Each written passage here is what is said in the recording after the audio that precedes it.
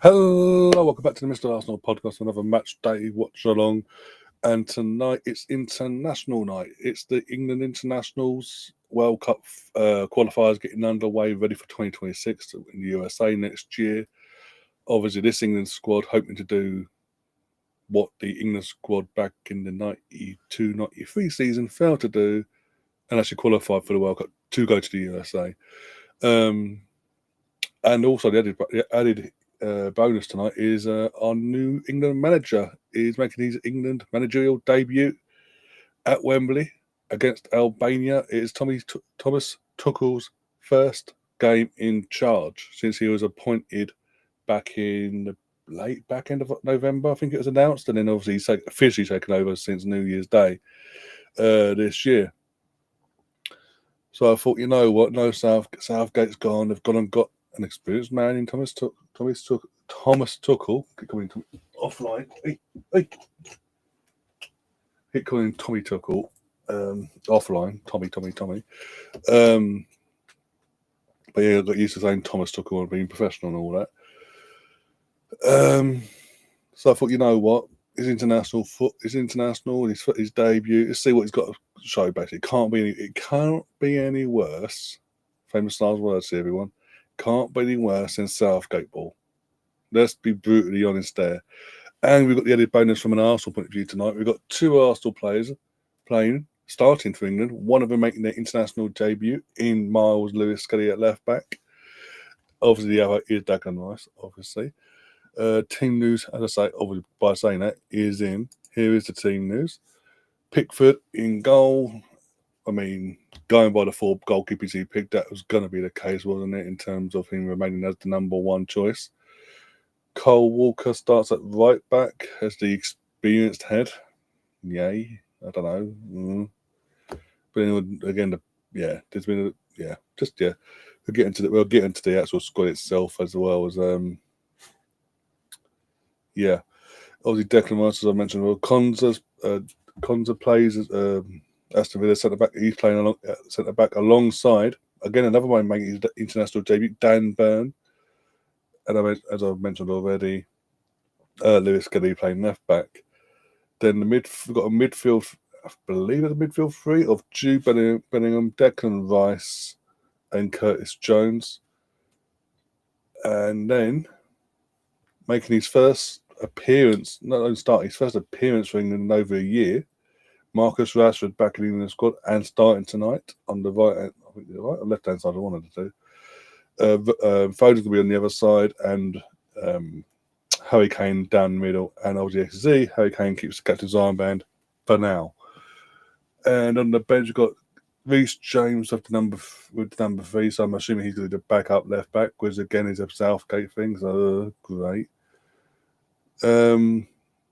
Mark Gay, Jordan Henderson's on the bench, Dean Henderson's on the bench, Levi Colwell, Eze, Rogers, Gordon, Solanke, Bowen, Livramento, and James Trafford.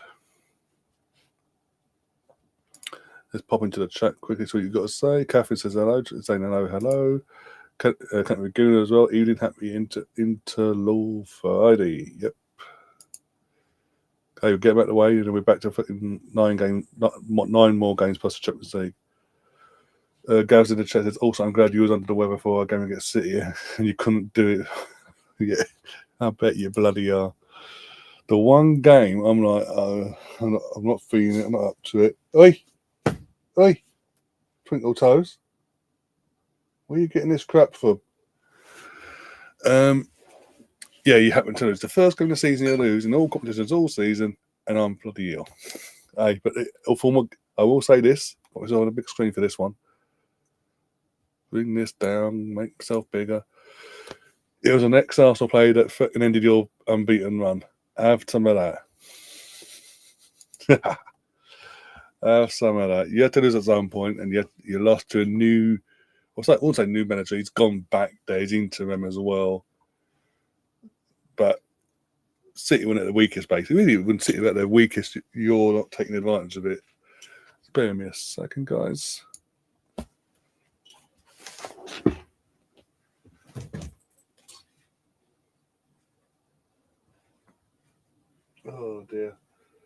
But yeah, give me your thoughts as well in the chat. What your score prediction is going to be? Who do you think is going to be a standout player?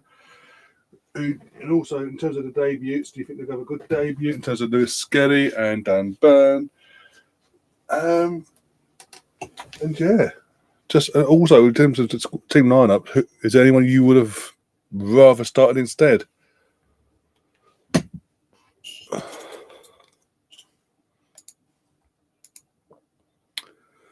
Catherine says, my Arsenal order was delivered today, so now I have a Havertz jersey and the Arsenal Women FC long sleeve white polo thing.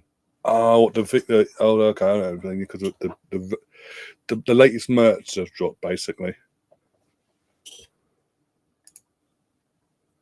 It's always a good day when a new merch. Yeah, that's gonna be a good omen as well. You never know. I say that obviously from an English point of view. Obviously, you're an American. What the hell happened in the early hours of the morning here in the UK? I wake up to the news that the USA men's team, under Poch's guidance, lost to Parma 1-0. Is it Parma or something like that? Something like that. I've probably butchered the name, but like, come on. We all make fun and games about Poch, the Tottenham jinx, this, that, and the other. But this is ridiculous. Surely, has he really got the Spurs DNA ingrained into him now? That wherever he goes, it leaks out and infects them for a bit. Kevin says anyone but Foden, but I don't know who else plays out. Let's have a look at the bench again. Bear with me a sec. I mean, he could have started. He could have started Eze instead of Foden. Gordon as well. Bowen, he could have started instead of Foden. There's 3 options there that I'm looking at right now on the bench. But I suggest maybe the Foden situation is more of a FA and media thing of please make it work, please make Foden work and finally turn up for England. Because everyone knows my thoughts on Foden when it comes to Phil Foden in England. Everyone knows my thoughts. You all know my thoughts. I'm not going to beat myself over and over again, but yeah. And I don't think it's going to change. Could you see the 5 from your house that was closed? No, because where the fire took place, as I say, I'm between Terminal 4 and 5. The fire took place between in and around Terminal 3, which is way down that way. So I'm waking up at 6:45 this morning, getting my phone and all that, and I've got Alex in the group chat going, "Oh, you all right? What? Looked into it quickly, got while the kettle was on. So okay, well, thankfully, wasn't nowhere near myself, and obviously with that, we didn't lose our power like the locals did that actually were local to it. I will say this: so the plan from the news, it was meant the airport was meant to be closed. It still sounds like it's closed because there's flights going out. But the airports are entire, not just Terminal 3, but in Terminal 1, 2, not Terminal 1, Terminal 2, 3, 4, 5, all the terminals, basically, the entire airport was on a shutdown until midnight. And then in the last few hours, they decided, actually 7 o'clock in UK time, they're going to send up eight flights, basically, and see what happens, basically. And 27 minutes later, I've heard nothing bad, basically. My phone's not going mental in terms of notifications saying there's a failing about Sky News or whatever. So, yeah. It's mad, though, literally. And obviously, investigations are still ongoing in terms of how it started and why. And if there was any foul play involved and all that malarkey, because obviously they got to find out what the hell happened, basically.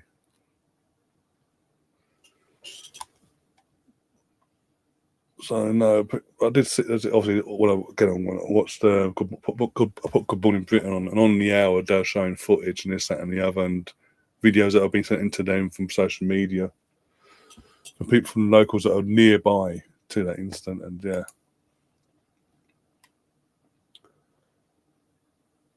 Yeah, it's Panama, but I didn't watch it. But they should have won. I mean, yeah. US had 12 shots and 5 on target. Oh my god, Palmer had 3 shots, 1 on target, and it was the goal. Oh my god. What I, from our point of view, from a neutral here, one sec.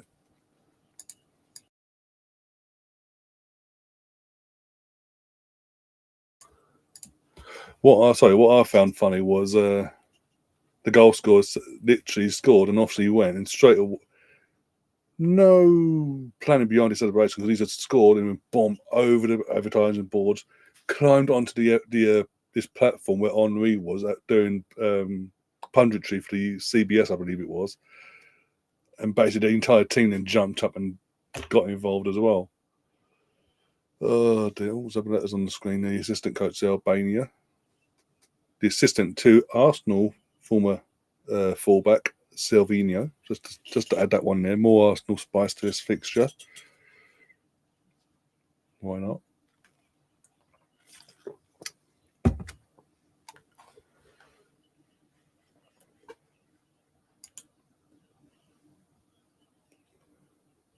That's just mad though. The one shot they have on target, it actually goes in.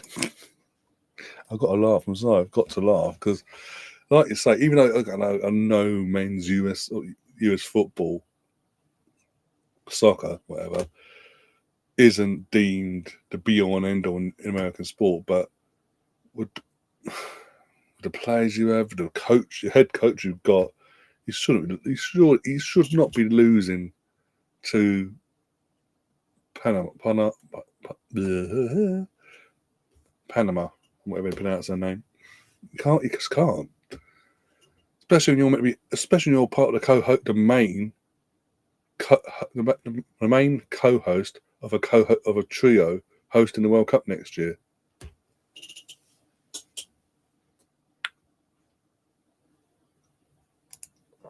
I've not asked him. He's got. I also a bit of an update from him.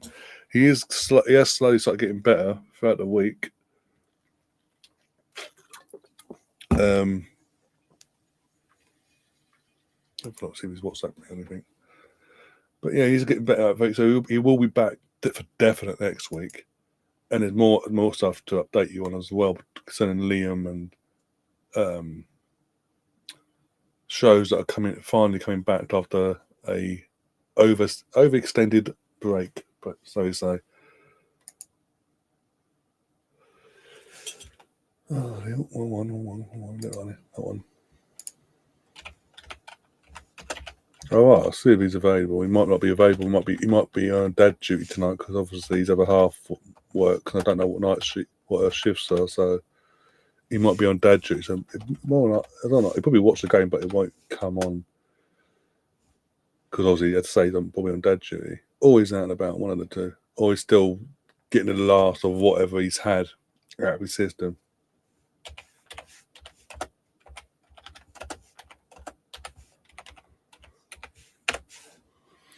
Don't think you're going to need him though tonight because obviously, with all due respect, we should be winning this game comfortably. If we're being brutally honest.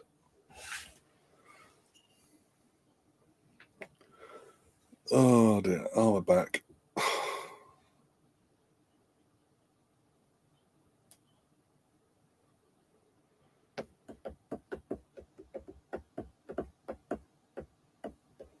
Also waiting as well. I will say this as well. I do find it amazing, and we all did the watch. We're all here for Tuesday. Your cough has gone fine. Yeah, the worst of like literally every now and then. If I get a dry throat for whatever reason, then yeah, I'm gonna cough. It's not major cough; it's just a normal cough, just to get the saliva going again. But how it was this time last week, we've finally got over that. Because basically, Gav, on Saturday morning last week, I got up, didn't even get myself a coffee. I just got up, freshened up, got dressed, straight down to my nearest walking centre, and went in there to get it dealt with. And got down there pretty much when it opened, about 6th or 7th in line. to be seen. Once we've only got round, because they had one person on the fucking counter, by the way, so it took a while to get us one checked in and one by one and all that. Once I was checked in, I was waiting. I waited for 45 minutes, 50 minutes. Then with my first review, just the temperature, this, that, and the other, and go and explain again to someone else what the issue was, and how long it's been going on for, this, that, the other. And about 10 minutes after that, 15 minutes after that, got called in another direction to go through the same process of explaining what the situation is. They've then examined my chest, obviously done the thermal thing on the thermos, and what we call it on the back. All of them about chest test and breathing and all that, seeing if everything lingering they can hear. Couldn't hear nothing from her stuff and all that, because she couldn't hear nothing. But she gave me not a week, she gave me 6 days worth of antibiotics. Thankfully, straight away, they actually fucking cracked on and actually dealt with the issue, basically. And here we are. But basically, yeah, so I haven't got that worry now, right? And all that crap. That's really pissing me off. As you can tell at the time, Kent Begooner says, I'm ordering a curry to watch Touchable. Ooh, what sort of curry? That'll be interesting in terms of spice level and what rice you're getting with it, or you're getting biryani, or you get on Bombay or Sagaloo, naan, keema naan. Does that have interest? Why not? Chris Nix, I always go to pharmacy first. No, I tried the. Sorry, I did. And when the cough initially came along, it was like the signs of there something was coming. I went down to the pharmacy, got bottle night nurse, Beecham's all in one. And for the first couple of days, it was like, okay, holding its own. About the fourth, fifth day onwards, it just kicked in and it just wouldn't piss off. Basically, it's more first thing in the morning, and once the damp air came down for the evening, basically, because of my asthma, it really, you saw, basically, especially when I was in the evening, the evening stream, you saw how I was, basically, yeah. I tried to ride it out a bit more, and I thought, fuck this, I can't wait till Monday. So as I say, went in on last Saturday, and thank you, the person gave me something either way, even though she couldn't hear nothing on my chest apparently. Gave me some antibiotics, and straight away they worked, and here we are. Woo! Haven't seen any of your Arsenal guys since you beat us. Thank God about that. Yeah, I don't think, because as I say, because obviously Liam, even though he was ill, he was at the game on Sunday. But obviously, even as I say, he was ill at the time. He caught something himself. But now, in the last couple of days, he's getting over. He's telling me he's getting over the worst of it and all that. But it's still there. But the worst of it's out of the system now. And just going through all that malarkey, basically. So you've been lucky in one sense for now. But if he does pop on tonight, if he says he wants to pop on, you're in trouble, boy. Especially adding to the equation the girls losing in the Champions League first leg against Sete, who, let's be honest, we all sat here when that draw was made and went, that's Chelsea through. And even when they sacked Gareth Taylor and brought back this the guy that's now in charge of the internal company, mine's gone blank. We still sat here. You're still going to win. You're still going to knock him out. It's you and Barcelona in semi-final. So there's no excuse, really. Let's be honest. Chicken butter masala with pafia. I probably should have the last bit, but again, nice. Can't go wrong there.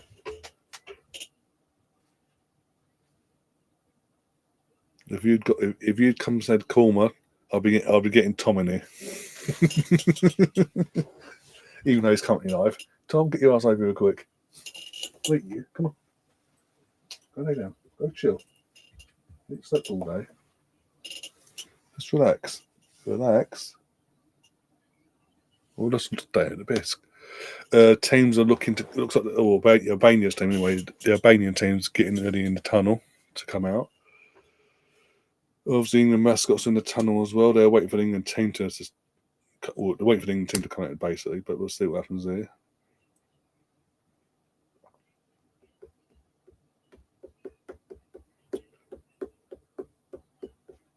But yeah, as I say, I'm over the.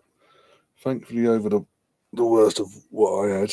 And I think Liam, as I say, Liam was telling me he's on the other side of it as well. And as I say, there's some good. There's other news as well in terms of.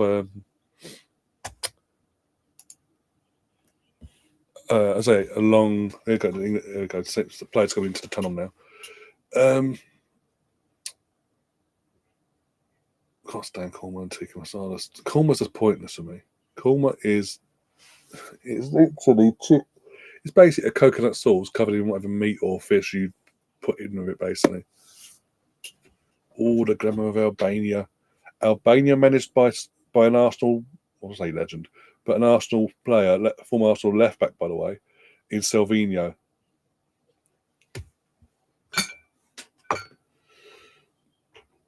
As much as I again growing up because of Salvino and all that, much as again he's part of my childhood in terms of playing for the Arsenal. He wasn't with us for long, was he? He's like 2 or 3 years, and he pissed off. Well, he pissed off too, but he pissed off. But obviously, with him pissing off, Ashley Cole came along, and the rest is history.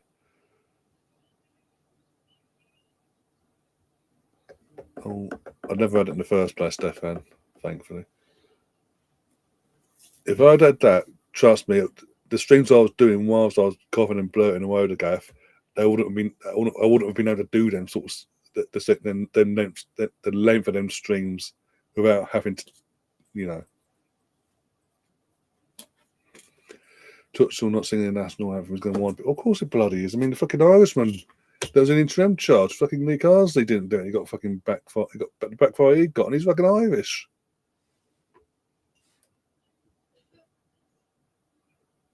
This is a fucking German, and they're expecting the German to sing the English national anthem. Like, behave yourself. That will literally be like Eddie Howe being hired for the Germany national team and expected to sing the Germany national anthem as an Englishman. Come on.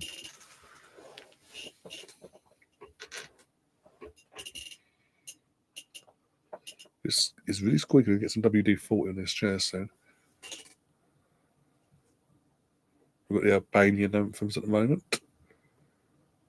But I'm going to go, in terms of score prediction, I'm going to go 3-0 England. Comfortable, but not too comfortable. That makes sense.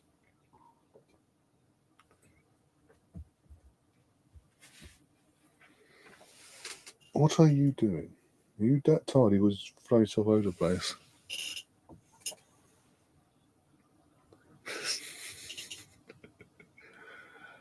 Oh dear, Stefan. What are you trying to do to me? Oh dear, on my arm. Salvino.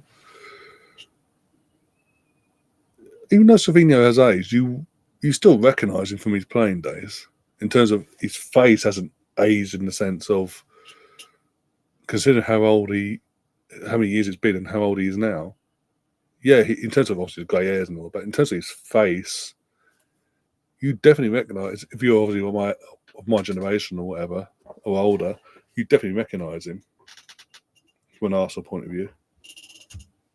Can't believe he ended up. Didn't he end his career at City at the start of their when the owners came in at the time? It was part of that era of just random players that would go there for the money, saying they would want to win something, but never obviously the couple weren't ready to do that yet, sort of thing. Remember, it was the same with Spain and Fabio. All they sing God Save the Queen. Yeah, exactly. I mean, come on. It's not that deep. It really isn't that deep. Why do people expect? They gave the guy. We got hired. Oh, he's German. What the fuck? We had all the backlash from the media and all that, and the xenophobia and all that. Yet they expect, in the same breath, they still expect him to sing the national anthem. Piss off. He's been hired to do a job with the national team to get them over the line. Something the Englishman you hired before was too shit to do on numerous occasions. The fact that we've got with a first team in the modern era to go to back-to-back get to back-to-back Euro finals and lose both speaks volumes on Southgate. Oh, he got us a final. He got us to this, that.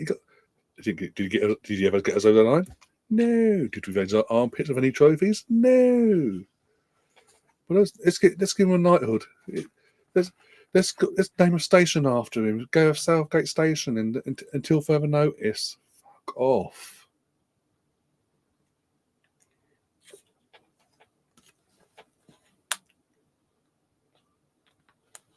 Spen was actually singing about you. Oh dear.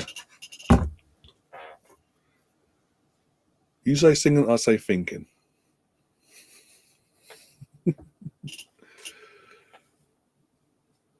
Rest in peace, Spen. He's Emerson Dock was really great. I think when I got around to getting to watch it, obviously it was still raw because he just passed basically when they dropped it on Amazon. But after a few weeks, I got around to watching it, and yeah, Amazon actually did a fantastic job, and considering what he was going through when they were filming all that as well, fair play to him as well, and obviously his family and all that for their part. They took in it as well. That's one of the finals. Yep, against a Italy side that on the night we started on the front foot and actually looked superior to them, and then he tactically decided to go, fuck this, handbrake on at Wembley. As the home team, who goes handbrake 1-0 up and goes, fuck it, handbrake, quick, and it stays on the handbrake. Going to have a minute's silence here, but it looks like for George Eastman, who's passed away late last year.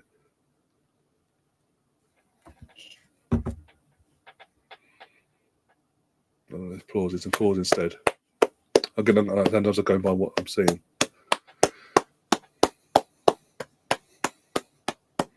There's Jeff Hurst up in the box.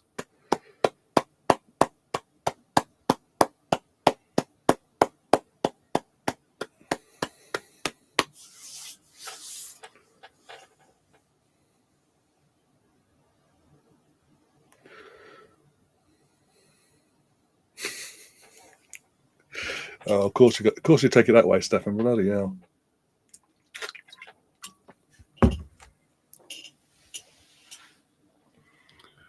It looks like Albania to get us underway by the looks of it, but yeah, I'm gutted. Obviously, what's it? Teeth. Obviously, I'm gutted that Spen's no longer with us, and he can't. If in it just over a year's time, when we do get over, we do get over the line in America, he won't obviously physically be around to see it. Underway. There we go. So the Thomas Tuchel era is officially underway. There we go. Come on, England. Let's not fuck about, please. As I say, this can't. As a performance, it cannot be any worse. Even for his first time out as the England manager, it cannot be any worse than Southgate ball. Yes, also that's a point. Also, rest in peace to Eddie Jordan, F1 legend, and every aspect of the name. That completely took me out off by surprise, basically. That came out yesterday. Yeah, it was. Yeah, completely took me by surprise. Pissed off at Sky, by the way, on it actually, because the reason why I'm going to say this about Sky, because obviously, as I say, he's an F1 legend. He's an F1 legend on every aspect. And obviously he's British, right? He's passed away, but because of cancer, but the bastard that is cancer, basically. Now, usually when someone passes away, Sky do the old for that day, especially of that ilk of a sportsman who's passed away. Usually they make such a big deal. Didn't they hire him? Didn't they use him as a part of the punditry team every now and then as well on Sky? But my point is, they used someone that ilk dies. They usually for the entire day have the tributes coming in, in terms of black and white across the board, all that. None of the upbeat theme tune and nothing like that for going in and out of ad breaks and all that. None of that. Yesterday, within half an hour, back to normality now. All colour still. Like, you taking the piss? Is that how you treat people that fucking, oh, by the way, you hired to do a job on one of your channels for years and for the last few years?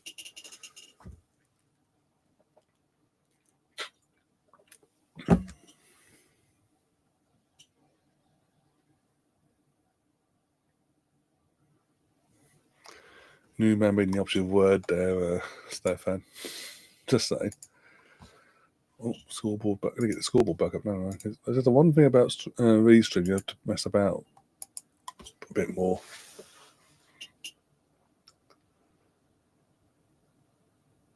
I don't like this all white kit that in terms of us playing this like white shirt, white shorts, and all that crap and socks. We've got the ball, and Curtis Jones. I don't know. Don't get why Curtis Jones has started, but hey, maybe I'll find it as I go watch this on why Curtis Jones just started midfield.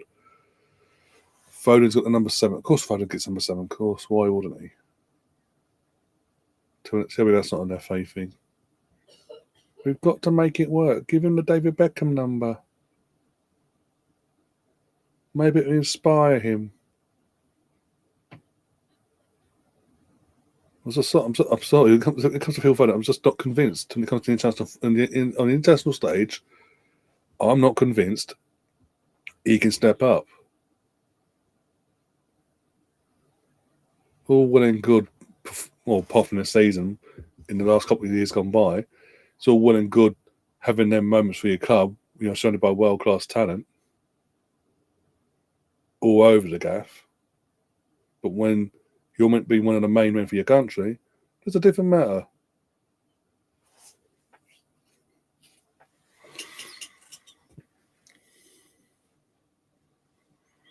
No, but you got to give the guy more than half. My point is something you've got to give. I've seen him give literally an entire day's worth of coverage of tributes in this, that, and the other. Proper tributes in terms of, just in general, a proper tribute and actually giving proper homage to that said person. Yesterday, it was like half hour done. It was like, wow. For someone of that ilk as well, a master of his craft, of his profession. Again, yet again, new manager, and yet again, same old thing with Harry Kane. I'm not going to stay up as a striker. I'm going to fly away. I'm going to run away over the place and leave you with no striker up there. So when you get the ball and want to play it to the said striker that should be the striker role, I'm not there to receive it. Jesus. Guys will be in the squad. Yeah, I agree. I totally agree.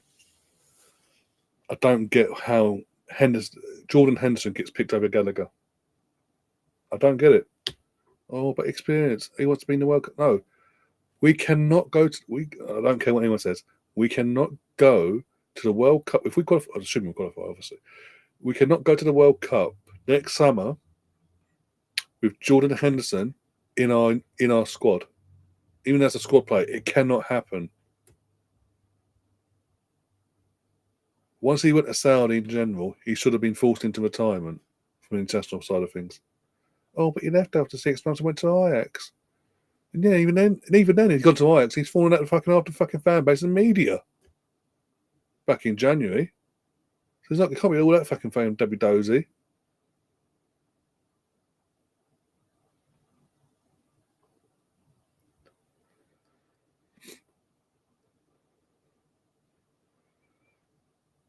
Kyle Walker just falls to the floor and cries about it. He literally throws himself to the floor, expecting a free kick. Yeah. YouTube censors our free speech. Says Lewis reminds me of Kenny Sampson. He could very well own this position for the next 10 years. Yeah, he's obviously a young lad, 18. His maturity levels have got to come in fast, basically, and he's got to be on it basically from the get-go. Have the right people around him on and off the pitch. And you know, obviously, as long as he doesn't do not Reece Nelson, Easy Maitland and Niles, and he starts to come, I want to play midfield. As long as he doesn't do that crap for coming country, as I say, there's a position there he can nail down for life, basically.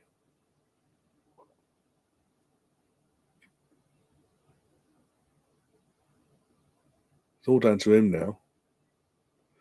The thing is, we've not got a vast array of left back options really, in terms of out and out left back options.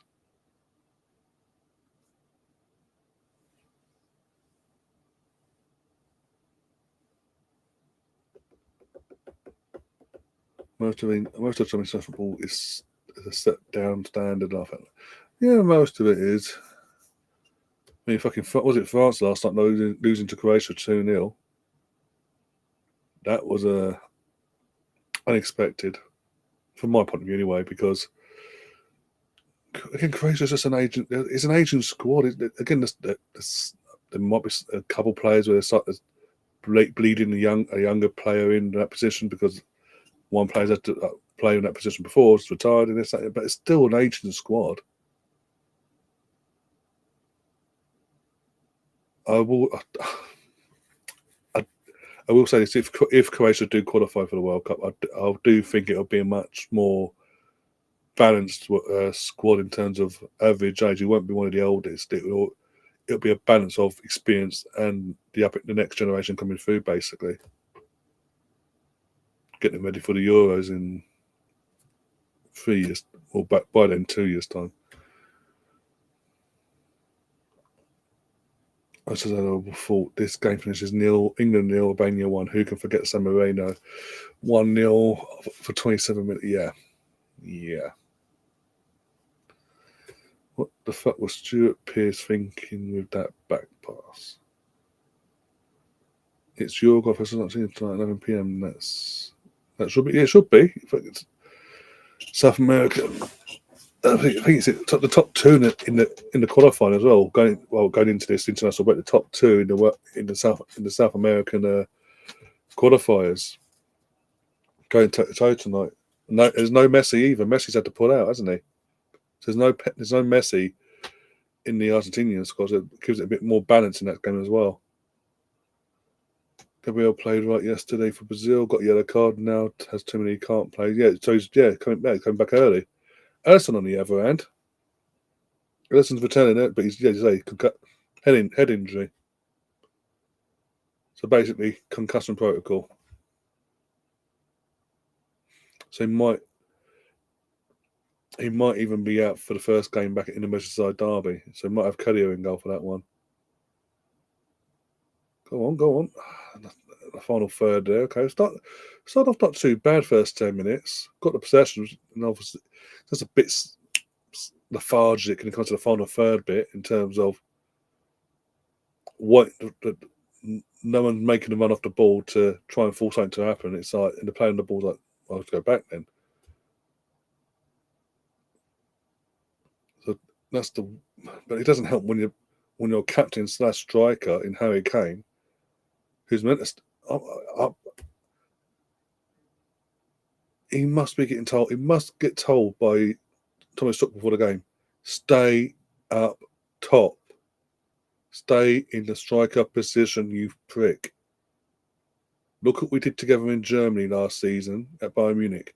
If you staying in the middle of the fucking pitch, in your position as a striker, you score fucking goals. That's your job. Stay put. And yet, as I said, in his first 10 minutes, the amount of times he comes out of position and fucking he's on the left, he's on the wing, he's on the right, he's doing this, he's doing that. Everything bar stay in the middle, basically. He keeps doing that. Thomas Tuchel's got up the fucking stone to go, basically, sod you then, Harry. You're a squad player. You ain't the captain no more either. Until you start doing as you say, do as I say, sorry. Get your ass on that bench. Or worst case, at the squad. Brazil 1-2-1. Yeah, what was it? Late was it Vinny Jr. Was it Vinny Jr.? It was Vinny Jr. or Rodrigo with the winning goal.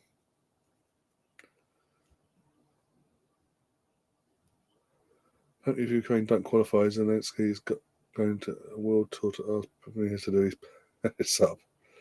Don't you start all that crap, bloody hell.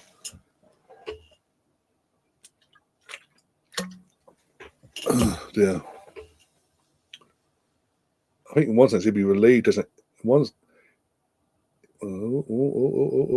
Well done. Good ball came to Rashford, pull it back. Jude, do something, Jude, that isn't fucking just looking after yourself.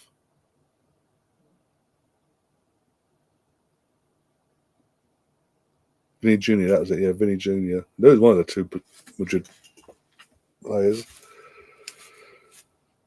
I'm going to say, in terms of Ukraine, I think because obviously where the World Cup's to be based next year, or the main base of the World Cup in terms of in the USA, I think in one sense he'll be relieved if Ukraine didn't, because he doesn't have to go over there in support of the Ukraine national team, and have to face Trump again. Pros and cons and all that, as far as he's concerned.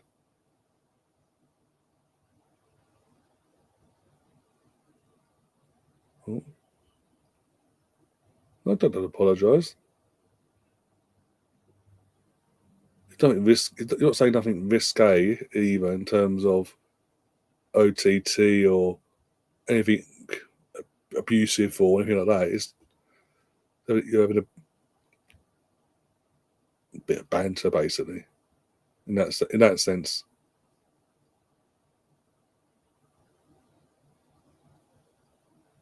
So you're trying to make light of a situation in terms, yeah. Trust me, Stefan especially. If you'd overstep the mark by on anything, not only I'd say something, fucking Stefan would time you out for fucking 20 years.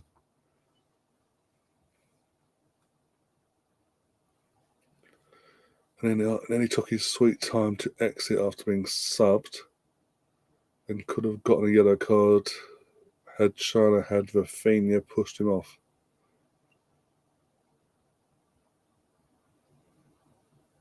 Have you joined Rumble yet? What's Rumble?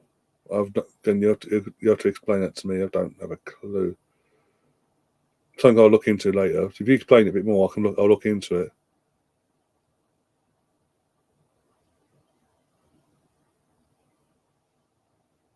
Stefan, you're actually laughing. You know I'm right. Who was it came in last? Was it last week? One of our shows last week. Oh no, Sunday. That was it. Sunday. The Arsenal Chelsea Watchalong. Some random account claiming to be a Tottenham fan started having a bit of just came in straight away. Oh, so shit. And Stefan's just like, fuck off.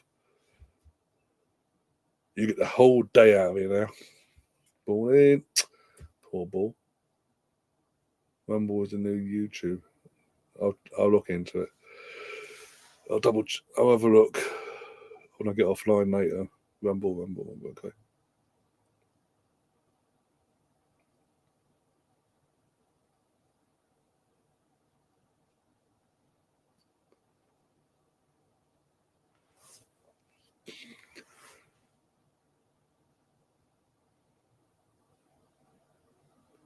The fact that Gary sat there, obviously, I've only got like the V-stream chat up and all that on my screen. I haven't got the YouTube and this, that, and the other up on my screen, even on Sunday. And the fact that Gary obviously had it up on his end, and he's like, oh, it's a bit harsh giving him the whole day out, kicking him out for the entire 24 hours. It's like, not me. He was a Spurs fan, so it was justified. True. But then, literally within 5 minutes of you doing that, Stefan, we didn't get the overall final laugh in one sense of having to react to his team getting done over by Fulham 2-0. Within 5 minutes, it was 1-0. And then go, talk about that. Go. Kane, have a shot. Kane, you're quick. How much time do you want, Kane, to have the shot? Honestly, I'm watching the replay now. You're a striker. You gave up. You actually gave up halfway through the run. Wow. Okay.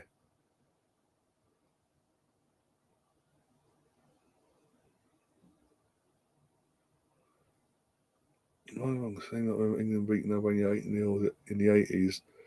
Well, I'm born in 89, so I'd have to double check, get my phone in a second and have a look. You know what? That's a fucking charging thing anyway.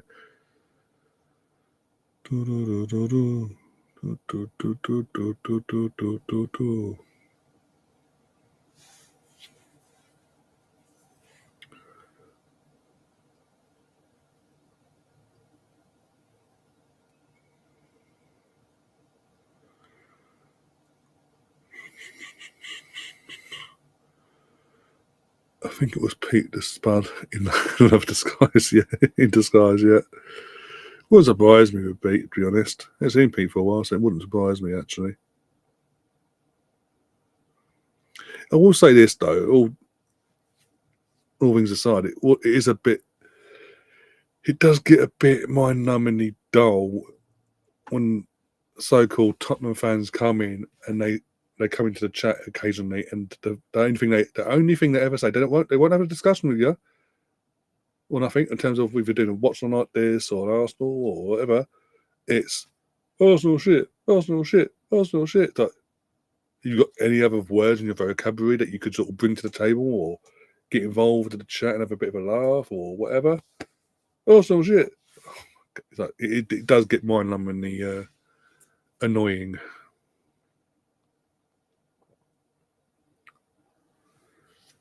Also, Stefan's answer, I didn't have to check Stefan's answer to the question. England did beat Turkey 8-0 at Wembley. There you go. I can still remember the day that Harry Kane left Spurs. I skipped to work and back again.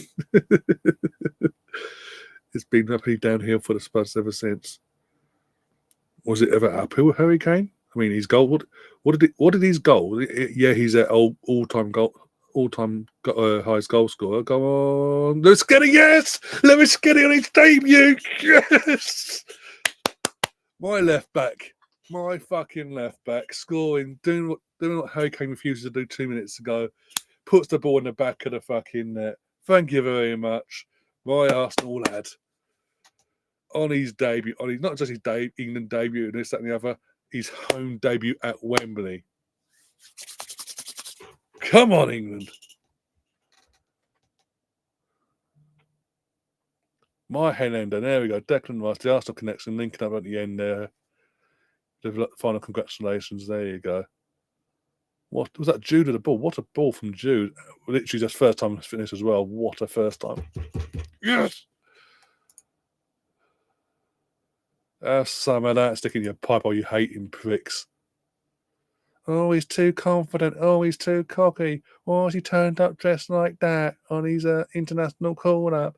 Why is he doing this? Why is he doing that? Piss off. The kid's 18 years old, being called for his country. Give it a fucking break.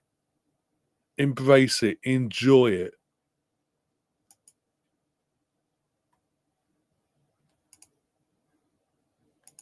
Support the fucking lad.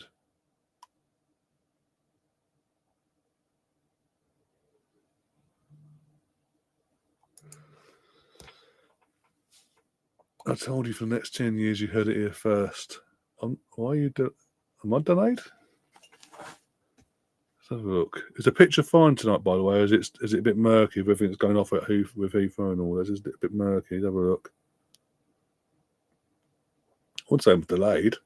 I celebrated as it happened, and your comments came through afterwards. So if anything, you're behind me. So as far as I'm concerned, from my point of view, anyway.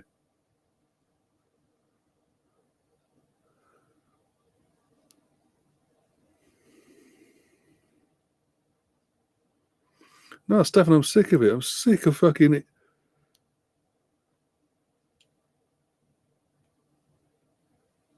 I was 18 years old. Yeah, I'm sick to the back teeth of all the hate the kid gets. Oh, he upset me as a Man City fan because he did the Haaland celebration. Really? Did he hurt anyone? Did he physically hurt anyone? Did he kill anyone? No. He literally sat on the floor and did what Haaland does, basically. It's not even a trademark celebration in terms of not trademarked officially. It's just a celebration that's connected to said person who, by the way, you was all okay with for digging him out and digging out Arteta and digging out just the general consensus of Arsenal only a few months prior. So let's not fucking go there. He's had the gumption to come back, obviously score that goal against City, do what he had the stones to do that, and it's like because he's an Arsenal player. Oh no, that's a bad attitude there. Arteta's got to get that out of him sooner rather than later. Fuck off. What do people just want? Boring, non-characteristic footballers that are robots and just go about their day. Do this, do that. Yes sir, no sir. 3 bags full sir. Piss off.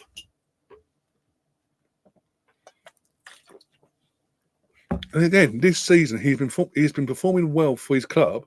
So rightly so, he got called up for his country, and on the first day he sent up for training for his country. Obviously, England media team's there, they're taking photos of all the players arriving, videos, this, that, and the other. And if not everyone, getting the words correctly here, but a group of people, so-called England fans, have gone out of their way to attack an 18-year-old kid who's buzzing to be called up for his country. And he's just done that. That, for me, is actually 2 fingers up like you lot. In terms of you lot that are out there giving the hate in the first place. So you should be excited. Any other country that has a 17, 18-year-old player coming through the system, getting called up for their country, is celebrated. No matter who they play for, it is celebrated. Rivals are put aside for the fans and the media. Even the media do their bit and they celebrate it. Here in England, the media want to put them up on a stall and then can turn them down in 5 fucking minutes. Even what was it Arteta said a couple of years back on the Amazon documentary, the English media had a reputation of building a player up to a certain level, getting them off that pedestal, and bring them down, crashing down as quick as they can. And the fans don't up. In fact, football fans in England, in terms of football fans in England, don't help the case either because they jump on a bandwagon as well.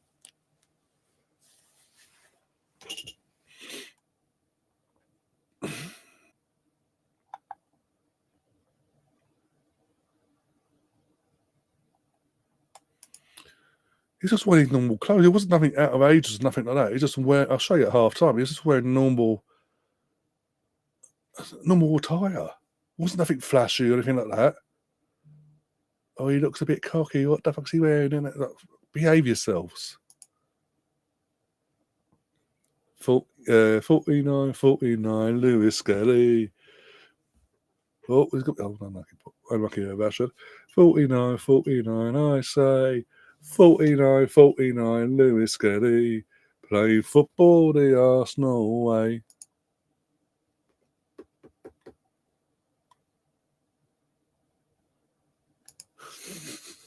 You said it. Oh dear. Certain media outlets were smashing the laptops now. Oh yeah. Even them certain media outlets that are currently at Wembley will be doing exactly that.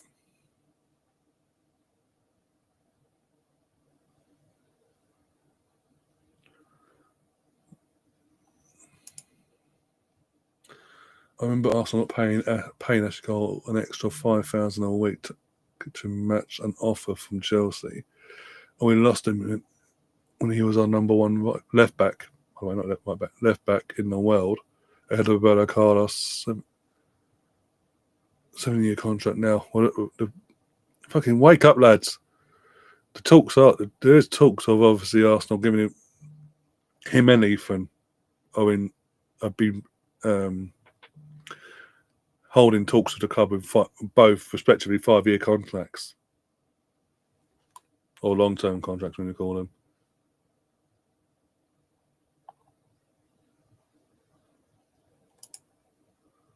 It is. It is. Between how many years and decades have they been doing it though?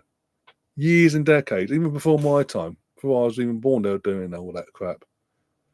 And I'm now 30, I'm going on 36 this year. I'll be 36 this year, and they still do this crap.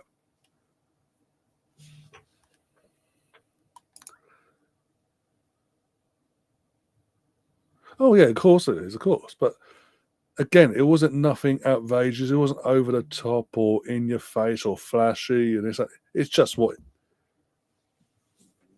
it was. Just again, it just looked like normal and for normal attire for whatever his style of attire may be. It was just normal. It was just, in general, it was just normal clothing. It wasn't nothing flashy. It wasn't nothing in your face. It wasn't like a few months back when Rashford was seen in the States with the most random crap on him. But even then, that's his own style. But that's not but my point is, it was just normal. I'll show you at half time anyway. As I say, I'll show you. Was he dressed up like Chris Eubanks Senior used to do? No. No one could match that. Bloody hell, that's saying a lot.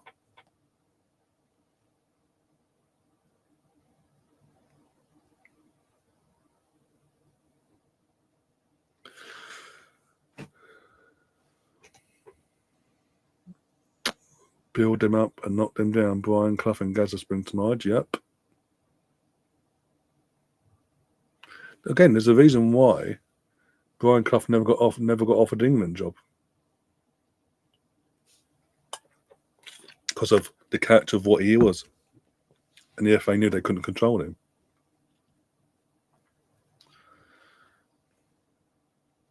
Yeah, and Gaza, as we all know, Gaza just threw under the bus. Just pop the fun stat into the group chat. I'll have a look in a sec. Bear with me.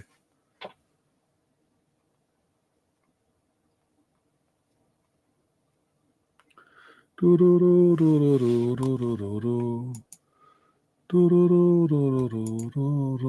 a song in my head now, by the way. Play football the Arsenal way. Okay. So yeah, this is what Catherine's put in the group chat, the channel group chat anyway, for anyone that's not in there.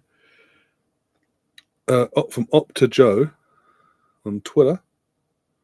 Aged 18 years and 176 days, Miles Lewis Skelly is the youngest player in the history to score on his senior England debut, surpassing Marcus Rashford's record of 18 years and 209 days versus Australia in May 2016. Rise.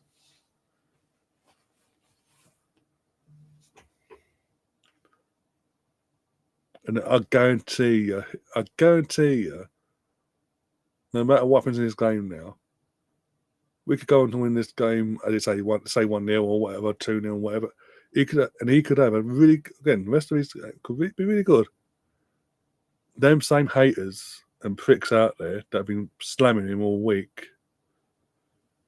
will be there. Will still, no matter what, they'll still attack him.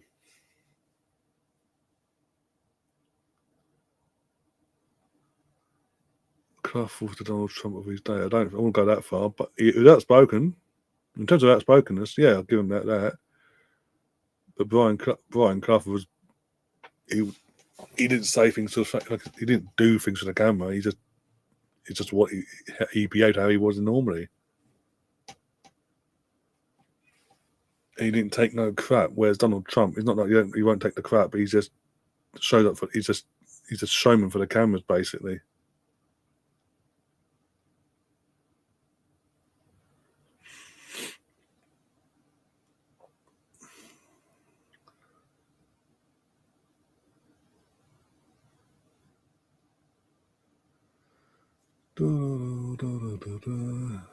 Playing football the Arsenal way. 49. No, it's scary. That should be a foul. Take your time, ref. Bloody hell. 49. I say. Oh, he's been booked for discipline. 49. No, it's scary. Playing football the Arsenal way.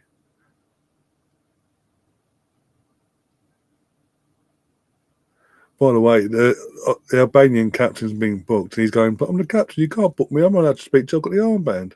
That's not the case, you can't abuse the ref, bloody hell.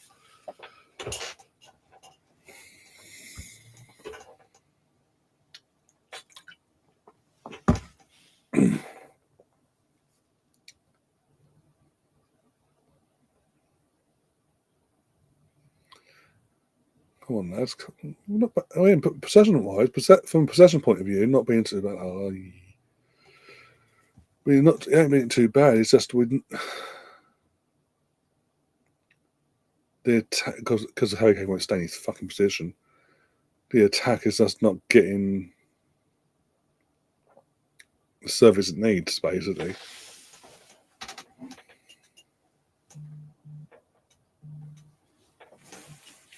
Got this phone.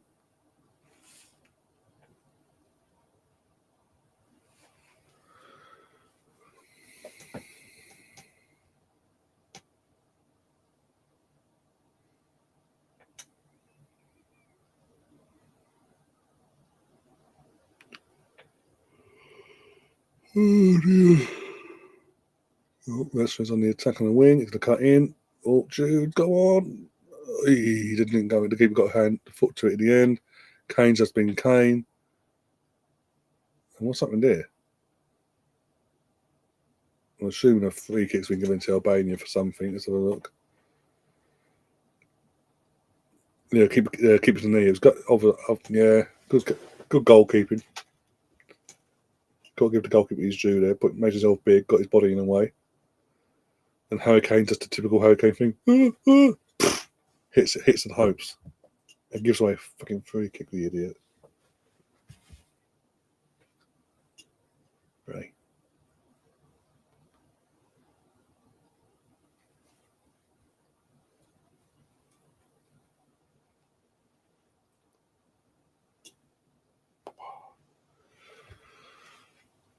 Oh dear.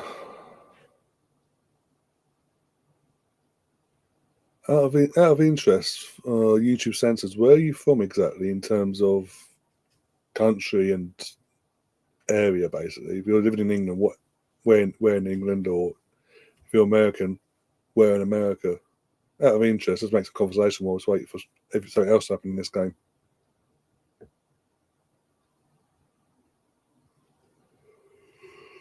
Oh dear.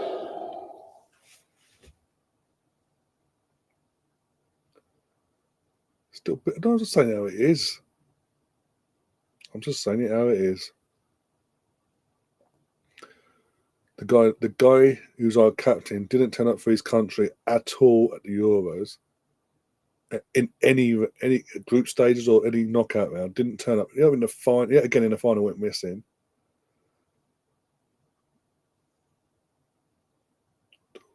Oh, South London, okay. South London. Oh, okay. Oh dear.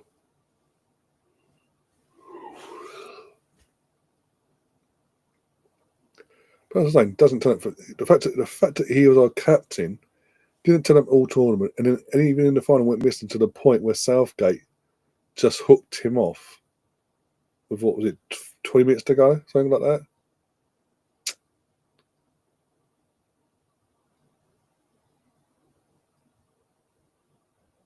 And even tonight, I know it's the first game under the new manager and all that, but considering the new manager he's worked with recently at Bayern Munich, and Tuchel got a tune out of him by making him fucking stay in the fucking set. But I watched Bayern a few times last season in terms of like Bundesliga and all that, and basically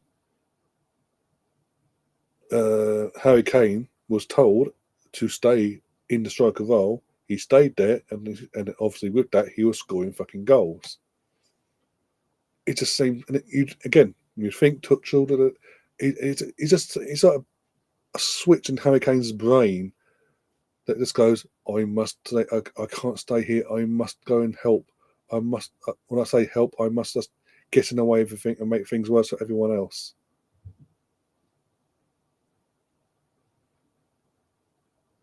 I mean, fucking Lewis Scully's done one thing Harry Kane's hasn't done so far, and that's actually shoot on target and then score with that shot.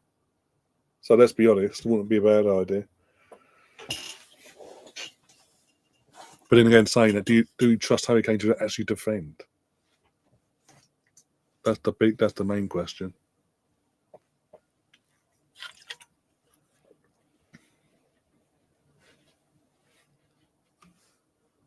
Yeah, exactly. And I said it before, but especially when then said Italians get back into the game and they look like they're going to take control of the game, you'd think you'd then switch up the tactics, go back to how it was at the start of the game that got you on the front foot. No, let's keep the handbrake on. Pretend like nothing's happening.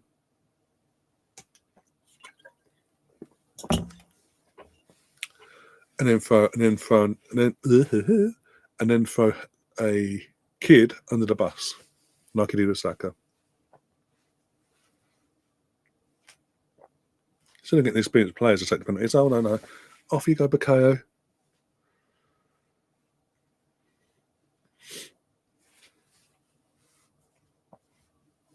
He's had a he will not have a worse week in football in his entire career ever now.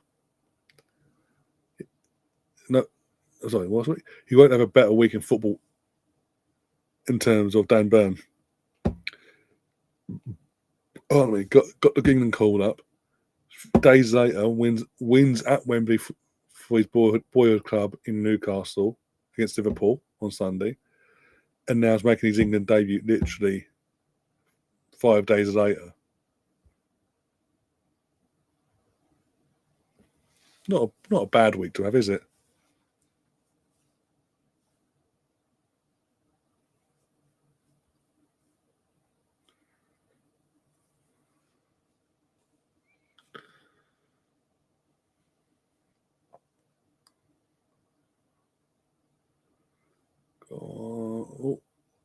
Walker, what the fuck was that? Oh my god! Should have been 2-0. First off, Jude Bellingham gets the head to a ball, and the keeper gets. I think it's the keeper. Was that? I mean, Walker makes a hash of it. He just plucks out of thin air. Yeah, good save from the goalkeeper initially, and then Harry Kane just skies it over the goal. Basically, does he sky it, or does he take a block? Let's have a look. Under 6 yards out. Yeah, it's a block. Okay. And at least I would have gone in if he'd skied it. If I had no block, I would have killed him from that position. But no, it's a block. Here comes Declan, the old Deckers with the old set piece. Sadly, he hasn't got the Arsenal team, his Arsenal teammates to actually get the ball in the net. You've got to rely on Harry Kane somehow. So I've got the Tottenham. Oh mate, I love it. Fucking love it. See how long he lasts there. Before people realise, oh yeah, he's shit all along. Do, do, do, do, do, do.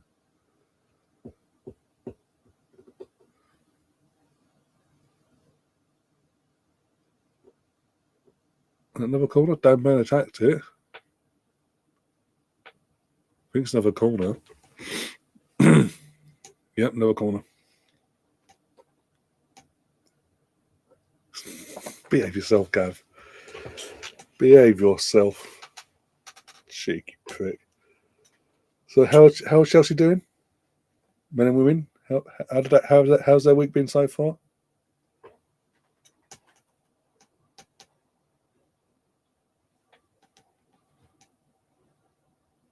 Ball in, Dan Burn. Oh, almost another debut goal, but Dan Burn pushes it onto the bar. Clean header, by the way. Proper old school fucking lump of a defender's header. Keeper just gets out it, pushes it onto the crossbar. Otherwise, that would have been 2-0. The keeper doesn't get a hand to that. Does it? Oh, let's have a look. This angle. Yeah. Keeper pushes it onto the bar itself. If the keeper doesn't get a hand to it, it's 2. Another corner, though.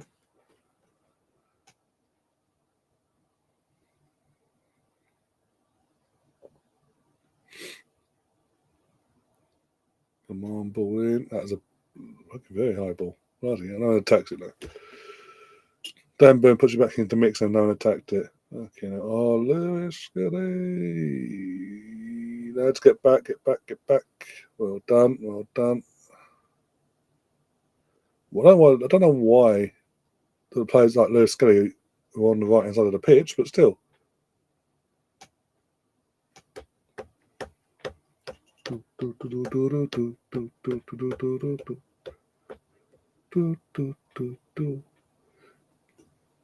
Imagine they actually do it. Imagine Tottenham actually, going back to your comment, Canterbury. Imagine Tottenham actually sack Big Ange at some point, and all these Tottenham fans are saying they want the guy from Bournemouth or the Bournemouth manager or this one or that one, and they actually end up with Gareth Southgate. Could it be a possibility now that Tottenham going back down the route of hiring bang average managers just for the sake of it, just to keep things going along, because they paid too high wages and they can't afford to pay the big bucks for the proper managers now?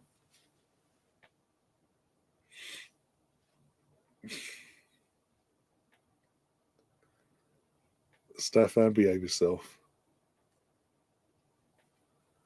I'm not even going to dignify that with reading it out. I'm just going to tell you to behave yourself.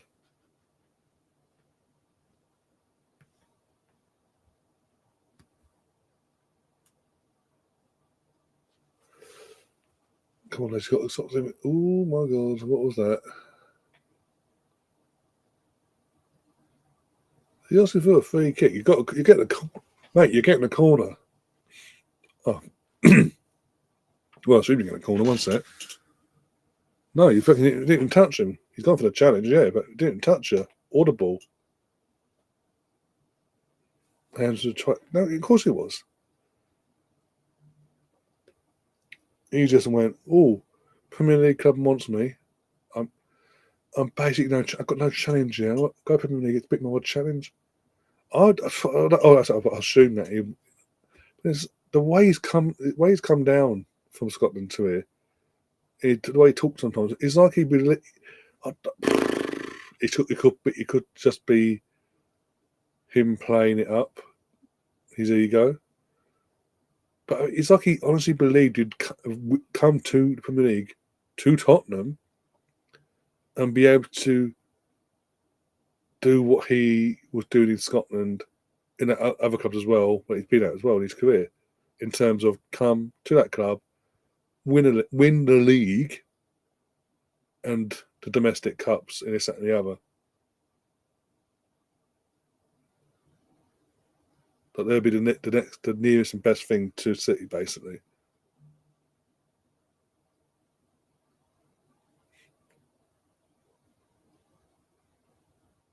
Either that or yet again he got promised over by Daniel Levy, and Daniel Levy throwing him under the bus again.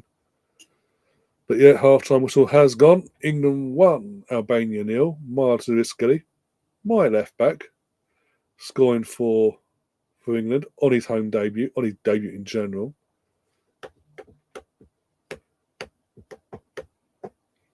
YouTube censors are taking my 12-year-old girls to see Arsenal women versus Real Madrid next week. I'll be sending them to run on the pitch. Strategic moments in the game can always get them at the game's end. Rodgers has at least, he's admitted it now because he's gone back with his tail between his legs because obviously that's the sacked him and all that. Either way, he's admitted it. I get what you're saying, yeah. Mr. Bungle, I ain't seen you for a while. How you doing, my friend? Gaff says, I thought Arteta was on his last now. If he doesn't win a trophy, never mind next season. From the Arsenal hierarchy side of things, they will use the injury side of things in terms of Odegaard for 2.5 months, no Saka since December, Kai out for the rest of the season, Jesus, this, that, they're going to, and Ricardo constantly injured every other fucking 5 minutes, basically. They're going to use this injury situation this season as an excuse to continue keeping Arteta and back Arteta for another season, basically. I guarantee it. Here's what it is. Read about a book.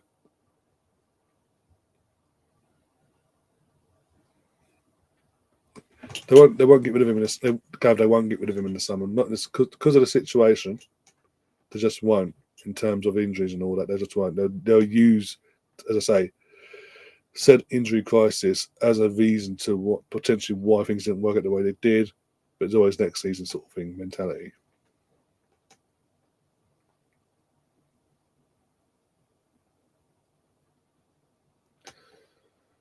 Must stay at Spurs. I haven't lost so much in years. Well, it's the fact he set himself up from. I don't care what anyone says. The fact that before ball was kicked, he's saying to the people in the media in interviews and pre-game, "Would I always win something in my second? I always win something in my second season, mate. It's who I am. It's just who I am. FA Cup out, League Cup out, and Tottenham fans are literally they honestly somehow they're the favourites in the UK betting industry. There's Tottenham some of the favourites.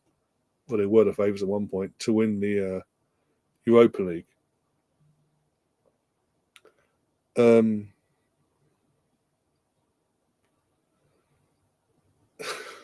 It's just it ain't going to happen. I can tell you it's not going to happen because there's better teams in that competition that will go further, that will beat, that can and will beat Tottenham if they have to. All these Tottenham fans, we've had injuries, we've had this, we've had that. Once we get our players back, we'll be back on form. They've had their players back for like a month and a half, and nothing in the league, nothing's improved.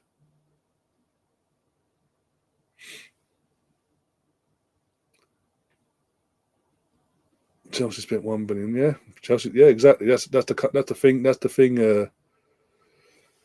Gav, you can throw at us the 800 million crap situation, but even the 800 million, yeah. In the time that money's been spent, 4 or 5 other clubs have spent more than us in that same time frame. One of them, City. I think Tottenham, in that same time frame, have spent more than us. They're above us in the table on that side of things. Tottenham, obviously, Man City, Chelsea, Knuckle Draggers. I think United up there as well. But it doesn't get mentioned because hey,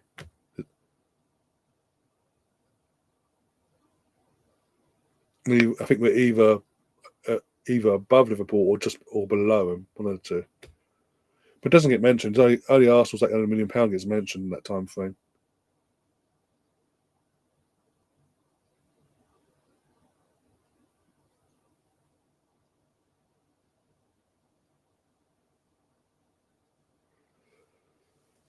Stefan says, even when Andrew was at Parkhead, Celtic fans were saying he had no plan. But let's be honest.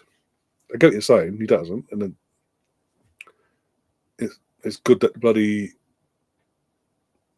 Celtic fans realised that even though he was achieving what he was achieving there in terms of the trophies and all that. But let's be honest, do you really, domestically wise, do you really need a plan B in the SPL, in the Scottish League Cup, and the Scottish FA Cup? Do you really need a plan B when you are the best club in Scotland, the most equipped club that no one's coming near you? All you got to do pretty much is turn up and just win.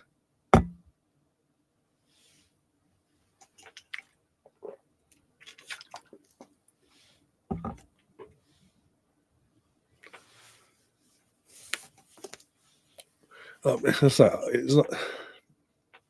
is like he came from Scotland and thought the level. I don't know, but it just felt like he felt the levels are the same, and that he'd come to Tottenham, had a few additions, and he would be up there pushing for the league and winning the cups and all that as well.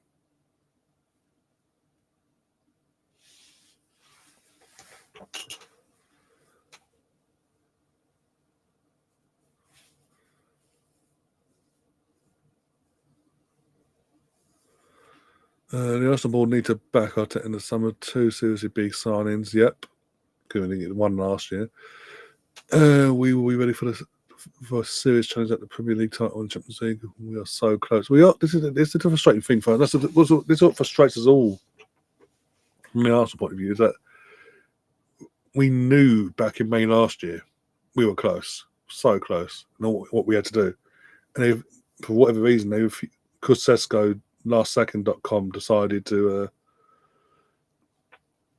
give Leipzig another season and do a gentleman's agreement, if you will. We decided then to not approach anyone, basically, from an attacking point of view. It's a joke.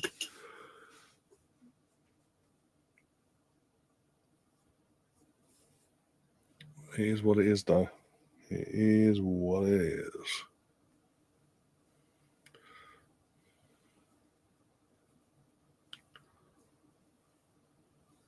Because all we need to do is, I say, strike. As I say, we all say number 9, an out-and-out number 9, goal-scoring striker.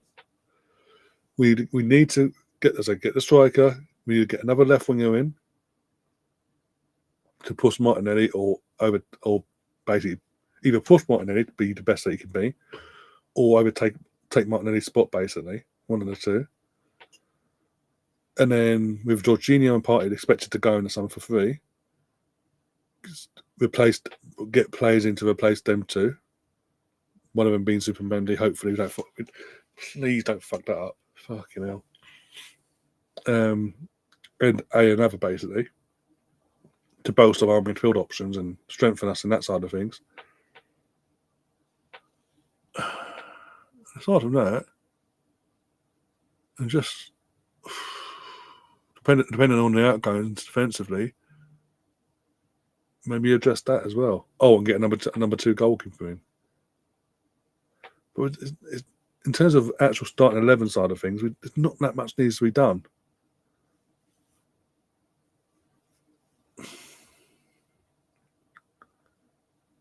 Little improvements here, little improvements there. That's all that's got to be done. Obviously, decide in terms of players that have gone out on loan that are coming back, who you're keeping and who you're letting go for good as well.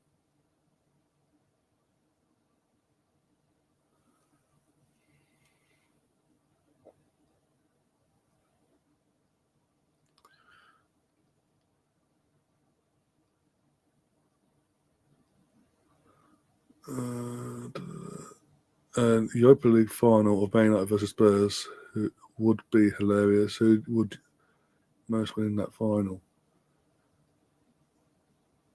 Well, I don't think either. Obviously, if that was to happen, I'd have to suck up United. I'd have to suck up seeing United win it, because no, I just can't. I don't want Tottenham success. Period. Any way they would lifting the armpits and lifting trophies? No. they can really piss off, basically. As much as I hate United from my era, from obviously my era growing up, as much as I hate United, I'd rather suck up them boosted about, oh, we're in the Champions League and I finished 14th. I'd rather that than the knuckle draggers getting any form of success.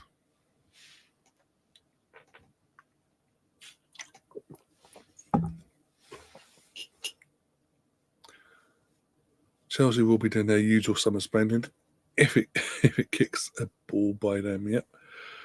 If he breathes, if that player we're looking at is still alive basically and breathing and can run, we're buying him basically. As long as he's 21 and under, we're buying him. And that's why next season will be no different for Chelsea. If anything, they'll go backwards again. It'll be back to normality. If other clubs that have stepped up this season step up, Chelsea will have a long season next season. Sorry, Gav, but it will. Because the ownership just don't... They're expecting too much from the squad base, from kids. We're about 3 years down the line now. This is their fourth season. The players that have been here from the get-go sort of learned by now.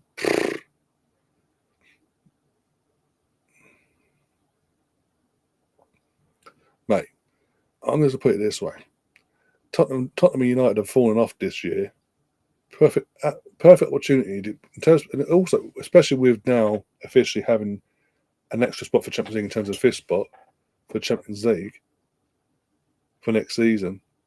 Yet you're not the favourites to get the fourth or fifth spot based on your form since after Christmas. And you've got a big what. From my point of view, as a neutral, somewhat, your first game back against the knuckle draggers is going to make or break your season in terms of if you do not beat the knuckle draggers, if you don't beat the knuckle draggers in the first game back in the league after this international break. All I'm gonna say is you don't deserve Champions League from that point then, but you won't get Champions League. There'll be no way in God's green earth will you get Champions League football for next season. I just have a funny feeling, and because it's a trophy, so to speak, Enzo will be told, or if he hasn't already been told, he will be told during this international break, put all the eggs in the Conference League basket. Because there's a trophy there, and it'll get certain fans off of his back, basically, for a period of time. We won a Europa League. No, the Conference League, sorry. David Moyes won that at West Ham. And he was gone the following season, so because the West Ham fans didn't accept him long term.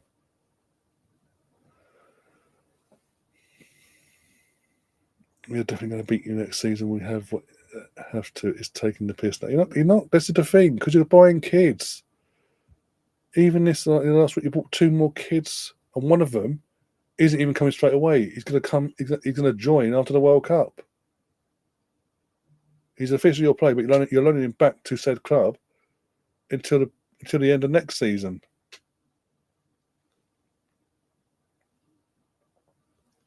So nothing's going to change there in terms of it's just buy more kids. That's all your transfer business is. You will not buy in the right areas the players you'll need to buy. I guarantee you, all this stick you'll get, all rightly so, like Sanchez gets and all that, and or Chelsea get for the amount of goalkeepers they had that are all crap. I guarantee they will not sign. They won't sign a goalkeeper, or if they do, it will be of the same level of what they've already got. Crap, and Sanchez will be the number one still come next August next season. Teams are coming out for the second half. There's Lewis Skelly, our style boy, for the evening, our goal scorer for the evening as well.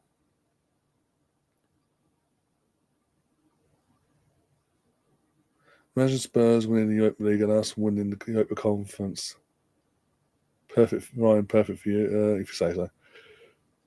The fact that you're a Chelsea fan and you're a Chelsea fan and you've uttered the words of Spurs winning a trophy, go wash your mouth out.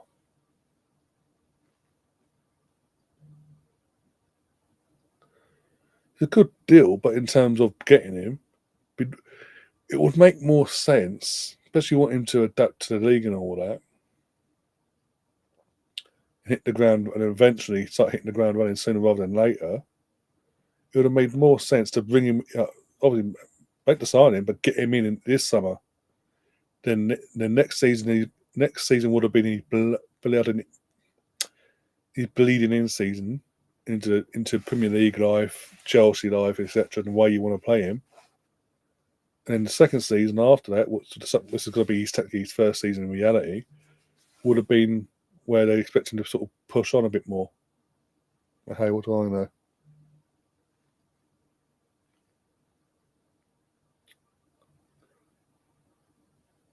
I said imagine. You still at them words.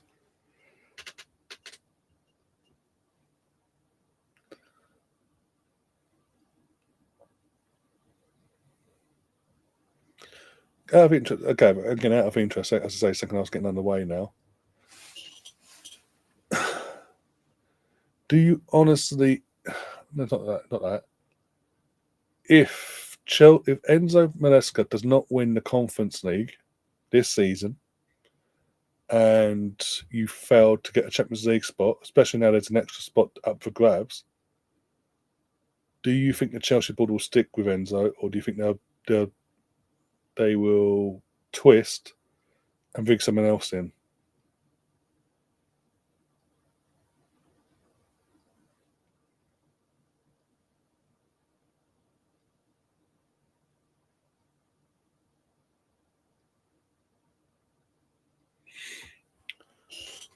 Also, what the fuck is happening with Mudryk?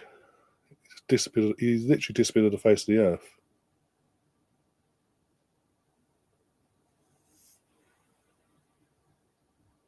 Go on, Dan. Oh. Not a free kick, but okay. Typical in football nowadays. He kicked the ball. Oh, ref, I'm going to die now. And rolls around off the pitch like he's been sniped. Arsenal's team could do with a few big signings as well. Give them ladies 10 mil to spend so they can go and get the best in the world from Sweden, America, Spain, and Germany. In terms of our squad in general, I think depth-wise, I think we go and get. Obviously, Zinsberger's going to be going. Her contract's up. We're not renewing her contract, thank God. Go and get ourselves a decent a number two to support Daphne in the summer. Go and get us, as I say, number two there. Fullbacks.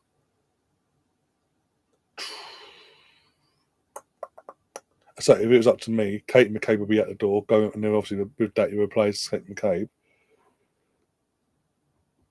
Apart from that, and that's just Albania on attack here. And Dan Burn heads it out, thank God. And hoops it out again. So yeah, apart from fullbacks wise, get McCabe out, get a replacement in for her. Defence. If no one leaves centre back in terms of centre back wise, if no one's going to leave, don't need to touch on that. In terms of course, we've got Amanda, who by next season will be more match fit and raring to go. Foden, what the fuck are you doing? This guy's just run into trouble, mate. Just run into trouble, sure. Fuck me. I personally would. Because, again, so far so good. He's adapted well. He looks well. He's got a bit between her teeth, and why not? It makes sense.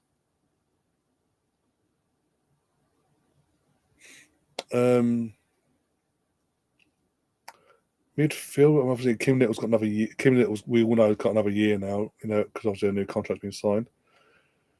But in terms of going forward next season, I would start. To be honest, this season, in terms of domestically anyway, I'd start getting the phasing her out from a starter into a squad player, ready for next season. So it's more easier to adapt. Basically, we're ready. It's accustomed to their head. Basically, that yes, she's here, but she's a squad player at her age and all that, and this, that, and the other. She's a squad player. Simple.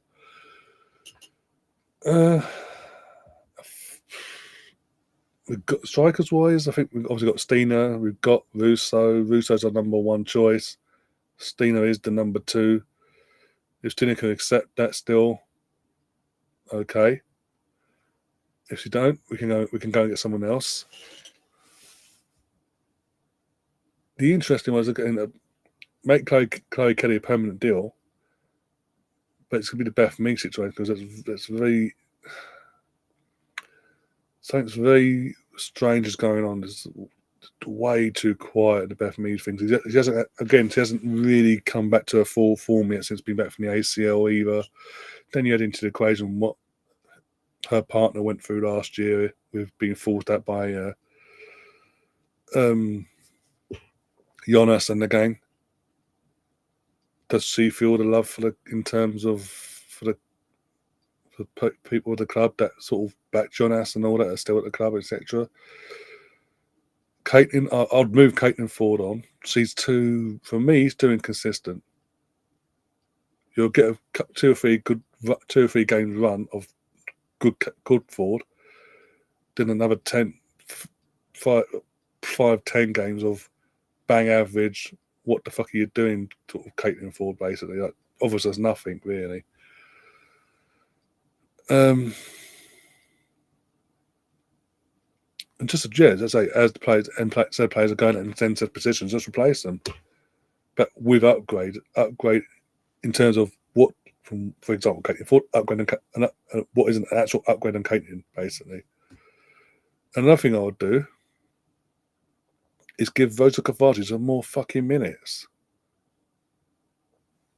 Otherwise, she's going to force herself at the door, basically. Which is not ideal because we only just signed her last year. So it's a player again with Rosa Kovacic. The player that we all know, we've all seen when she has played even in pre-season last summer. From an attacking point of view, the player is there, ready and raring. She wants to unleash. Let her unleash.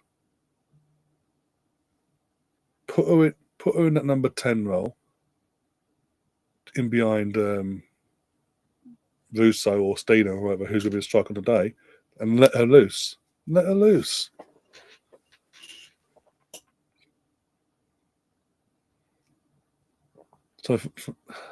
So yeah, for me, in terms of world-class upgrades, make Chloe Kelly a permanent signing for the right side of the pitch. Get rid of Caitlin Ford, bring in a world-class upgrade on that side of the pitch. Then the attack itself is not a problem. Then it shouldn't be once they adapt. Them said players then adapt to the Arsenal life. We've got Kim Little's replacement in already in terms of Cooney Cross as well. Unless Cooney Cross goes anywhere in the summer, shockingly by some sort of shock, we don't really need to bring anyone sort of from a central side of midfield in because the players are already here, basically ready to go, basically.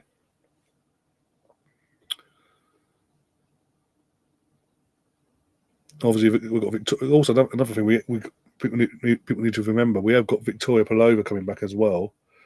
Obviously, she's back in the Matchday squad, and come August, she will be fully match fit one way or the other because of the Euros and all that, and even if she doesn't get selected for the Euros, pre-season in general, she'll be fully more match fit than what she is now.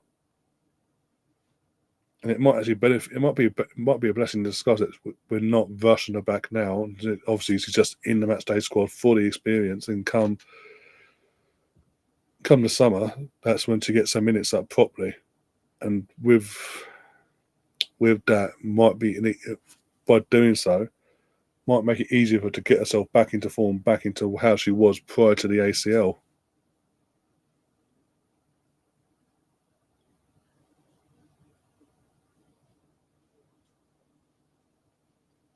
I doubt that. Due to, in terms of what you said about Kim Manopsa, I doubt it. With how that all went down, I doubt that's been put in there as an option. Again, that was not a foul, but okay.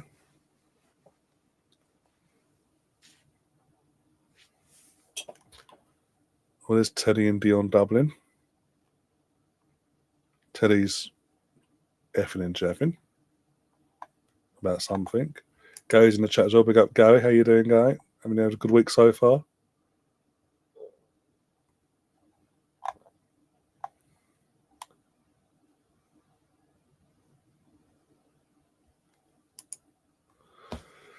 He has to win you the Conference League. Otherwise, I would find someone else because, to be honest, I don't really rate Enzo. Yay! It wasn't just me sitting here slagging him off week in, week out.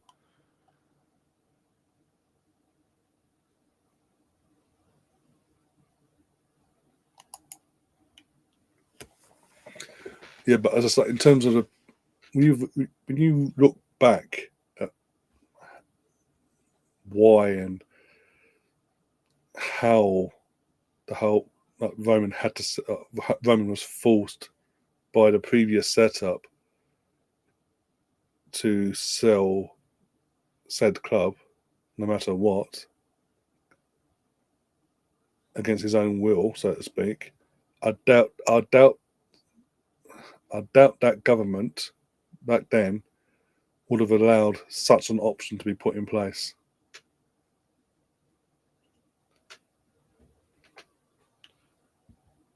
If that was the case, if that was truly the case, why hasn't he been up Putin's ass begging him for the ceasefire from the get-go?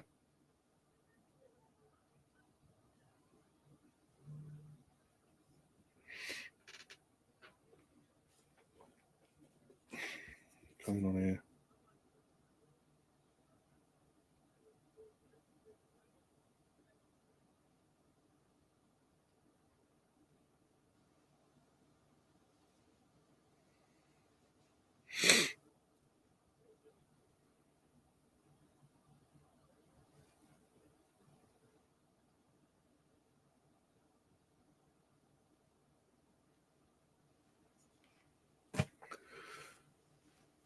They have some great female players in Brazil and Mexico. We need more depth cover in women's team. I want a league title and Champions League. Let's back our managers for once. Yep. Again, it's all good. I think it's all going to be dependent on who Rene, from the long-term point of view, even though she only got a short-term contract up to the end of next season. That, depending on how next season goes, she'll probably get an extension as well. Let's not forget about that either. But if she gets heavily backed, you'd think if she gets heavily backed in some window, that will suggest that they want to give her extend her contract basically sooner rather than later. But from her point of view, it's going to be in the time frame that she's had so far, the players she's currently got, who can fit this system. One sec on the attack. Go on, Rashford. Cut in.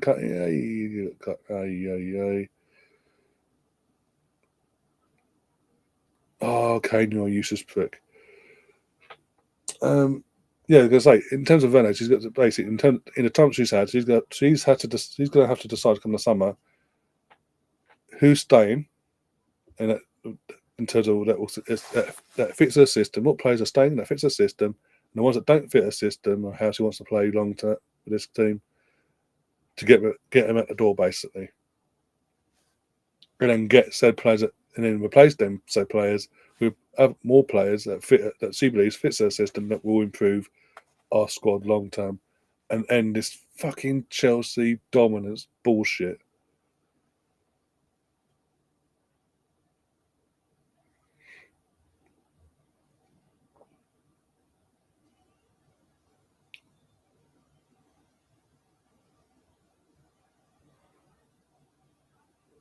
Second half's been a bit of a weird one so far. Then, again, we're having possession. We've got a ball there from Lewis Skelly. We've had the possession. They're doing sweet FA with it, apart from that moment there. Kane to Curtis Jones. Curtis Jones fucks things up because he's Curtis Jones. He plays to Liverpool.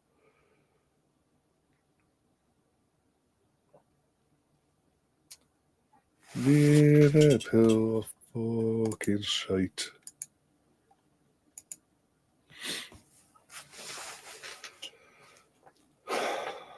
Yeah.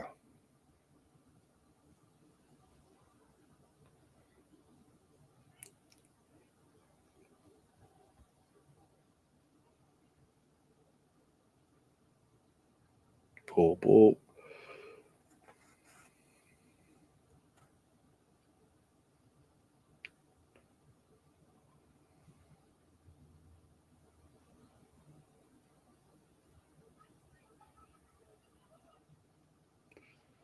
But that thing's got that whole situation's got to end at some point, Stefan. Let's be honest. One way or the other's got to end. Can anyone again? I'm not again first game under the new manager, but what has Phil Foden done tonight?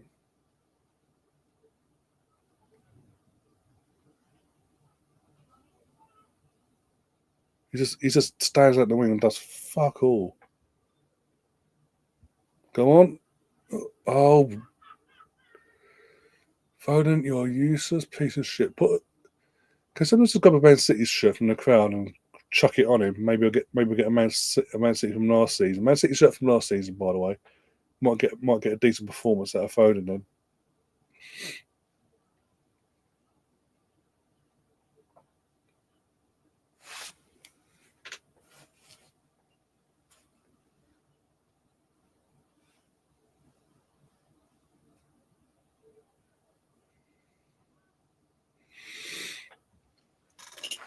Right, can charge. Over there. Oh, isn't this your former boy, Gav? Your old what's it, Broja, whatever his name is, former striker. I say former striker, is it? What Curtis Jones? What are you fucking doing, you idiot? Just went like that. The ball going over him, you idiot. Yeah, is he still is he still on the Chelsea payroll, or is he out on loan, or what? What is the situation with him?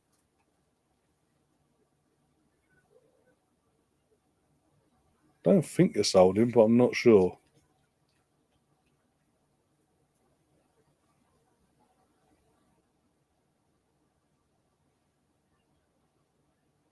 I mean, at least Rashford's actually trying to do stuff tonight. And again, go back to phone thing. Foden's been non-existent on that wing.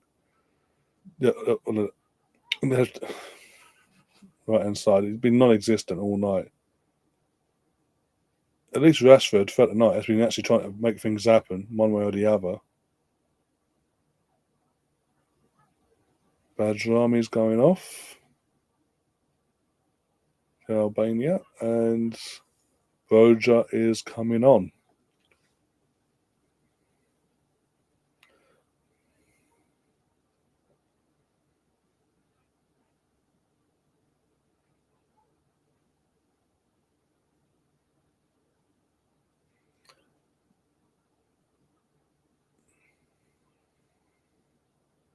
See, the one thing I will say in that whole situation, it can't. what pisses me off with Trump is the whole campaign of the election campaign. Putin, this will never have happened under my reign. Putin was scared of me. He respected me. Da da da da da da. He's obviously in office now, back in office.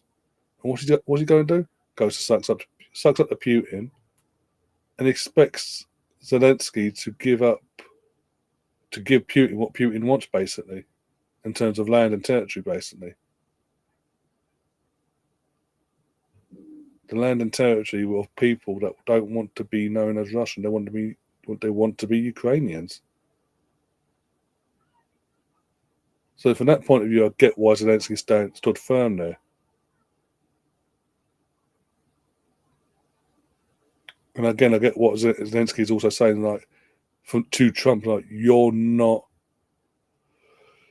living day to day, not knowing your country's still going to stand, but by the time you wake up the next day, basically. By the time you go to bed, from the moment you go to bed to wake up, or you wake up to go to bed, you're not knowing this. And Trump, like, oh, you're inciting World War III. Like, your mate that you've got into bed with in Russia is fucking incited this in the first place, because he's the one that illegally, by the way, invaded a fucking country over a bit of land.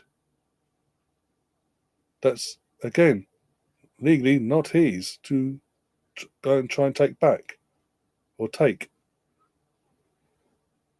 So I get where and why Zelensky was saying and doing what he's been doing in that side of things.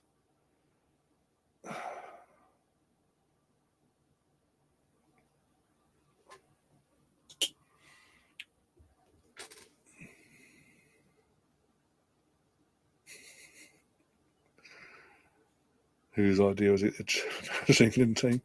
I mean, not been that bad, has it? I mean, I'm not. Again, you've got to remember it is his first game in charge. This isn't going to be, in terms of this 11 in this squad, it's not going to be his final squad come June, July next year. Or June, sorry, because it's starting in June. So yeah, May, June next year. He's just now. He is having to get a feel for what players that we have at our disposal fit his system. That's going to work with him, basically, and is going to offer us the best opportunity to actually win the World Cup. And to be honest, in terms of playing style, he needs to get that playing style implemented quick, because after his comments, I get digging out Southgate in England, and his England set up for the Euros last summer. He needs to step up now and say, well, look, I can do it. Look, it's like, ain't that hard, because I've got these players. Da da da da.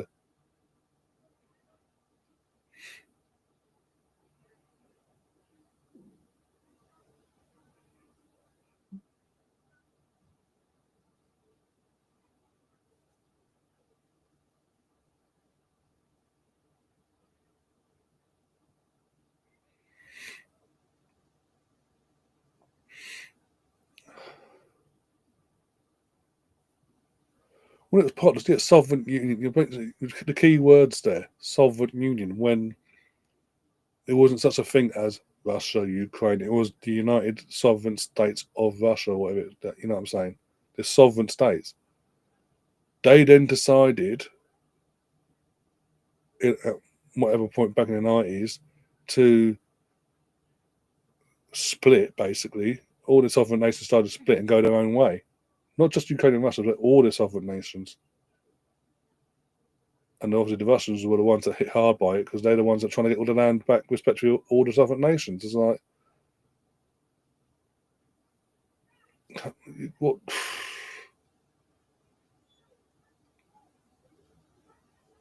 You can't accept the split and then go, well, actually, I want this little piece here, that little piece there. Oh, you're not going to give it to me? You're not going to give it to me? Okay, here comes the illegal invasion. Right? I'm going to kill a load of innocent people just to get what I want. Oh, come on.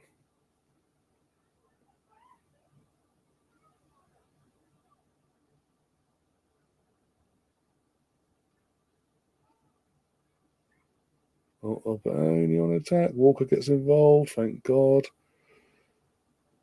Get rid of it, Curtis. Get Curtis off the pitch. Mate, get Curtis off the pitch. He's not. His head's not in the game at all. Curtis Jones.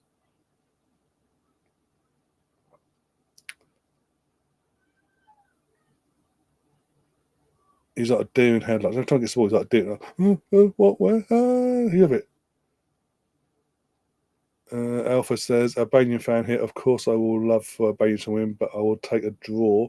But if we lose 1-0, it not be the result I wanted. But at the end of the day, I would take. Yeah, again, it's not the worst result, is it? In terms of if it stays on 1-0, from a goalkeeper's point of view as well, going forward, it's not the worst result in the world, is it?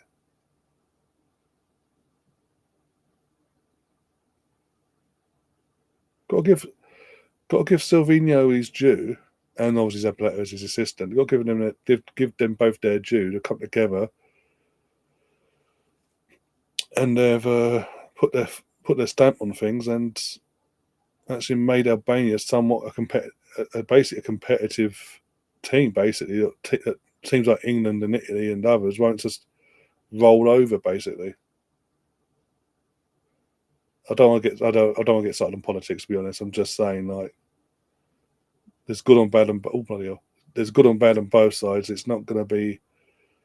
It's not just one sided one way or the other. But I'm just making it clear that hang on, it was the USSR, but the USSR then split and they all went their own separate ways and all that jazz.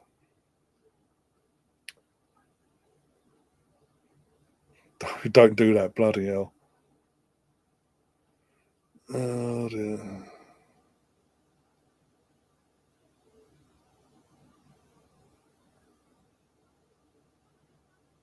Hello, gamer sister. How you doing? Eventful week. Last week, I've been ill all week. Apart from me, other than that though, how's everyone's? I've been not bad. Again, I was from my side of things, health wise, I'm getting better than what I was last week. Obviously, last week, as you know, I was coughing, this, that, and the other. I've got that. I've dipped that in the bud now. I'm on the other side of that now. Thank God. Out of interest, what have you caught a bug in general, virus, or is it just a cough? That's out of interest. Same here, Stefan. Same here.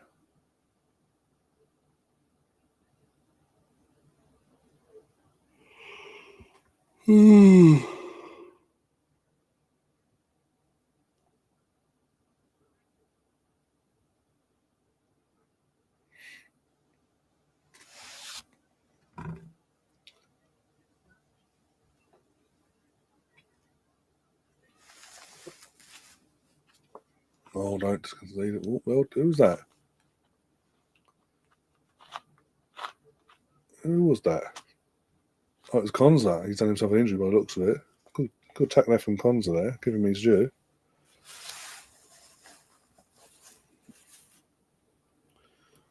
Got stomach pains in it. Oh yeah, well basically my sister got ill a few weeks back. She went into her GP, did checked her chest and all that. Oh, can't hear nothing. Off you go. It'll be just a bug. You can live with it. Off you go. Week later, obviously can't move. Went back in. Did a chest X-ray. Oh, you got pneumonia. Here's some antibiotics. And even other people I know this week they've been ill. They've gone into their local GP and been told it's a virus. Off you go. Come back at the end of the week if you know better.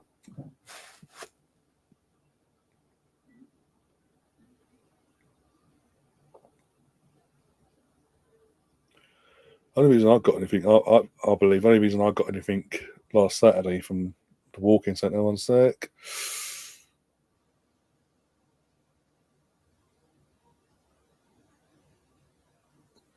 The only reason why I got anything, I believe last week, because my own other health issues in terms of my asthma and epilepsy and all that is covering their ass if anything was to happen, basically. I didn't want it.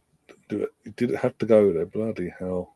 Wasn't expecting you to go there. But we've got Bowen. Oh, Foden's going off. Thank God for that. Rashford's going off as well. Rashford's had a good performance. Performance-wise, I'll give him his due. He's tried tonight. He tried any and everything to make something happen. So I can't fault him for that. And Anthony Gordon's coming on to take his place. Jared Bowen then taking Foden's place out on the other wing. And I don't know who this is.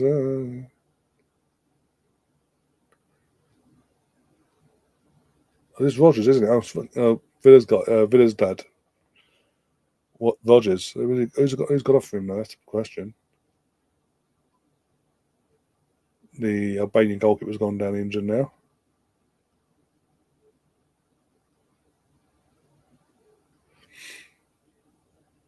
Curtis Jones. Okay, Curtis Jones has gone off. And I didn't show who's gone on because I wanted to fucking replay something pointless. I even went to A&E late last year when it was the worst I've ever been. They literally said because I wasn't dying on fire, sent me home with no. Even when yours blood, what they gave you they gave you no antibiotics and nothing. Fucking hell.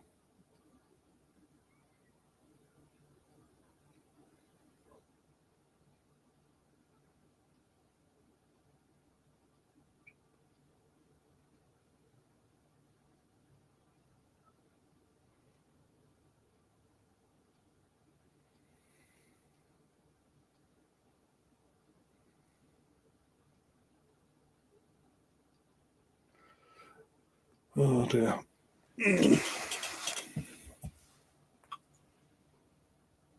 Sleep. Your eyes are red. Yeah, got a corner 15 minutes ago. Got a corner. Dekus is taking it. See what we can do with this. Ball in. Anyone going to attack it? Jude. No, doesn't pick an England player out. There's Skelly. Plays it back to his England teammate in Cole Walker, who plays it back to Pickford.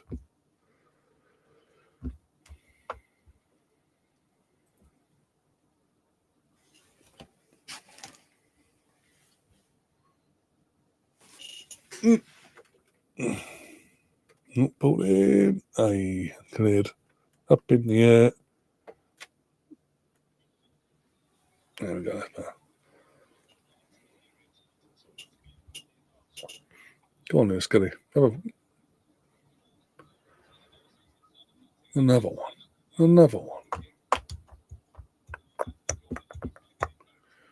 49, Lewis Skelly. 49, I say. 49, Lewis Skelly. Playing football the Arsenal way. Oh, Kane, is he going to fuck it up? There we go. Game over. Thank God for that. Harry Kane actually, as a striker, did his job, got the ball eventually under his feet, got the shot off, bottom corner, 2-0. Thank you very much.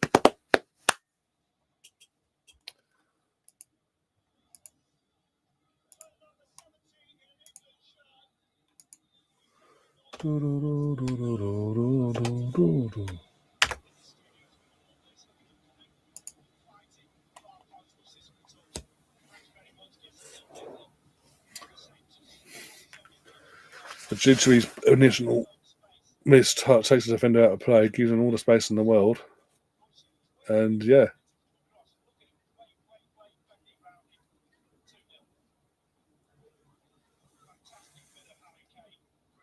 Lewis Skelly scored the first goal, game assistant in the first half. And Harry Kane's literally just scored now. Can we get two? Harry the Legend Kane. I want to go that.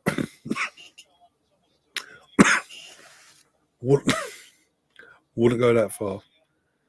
My body was shocked. My body in general was shocked. So shocked to see them words. The cough almost came back. Yeah, out of the system.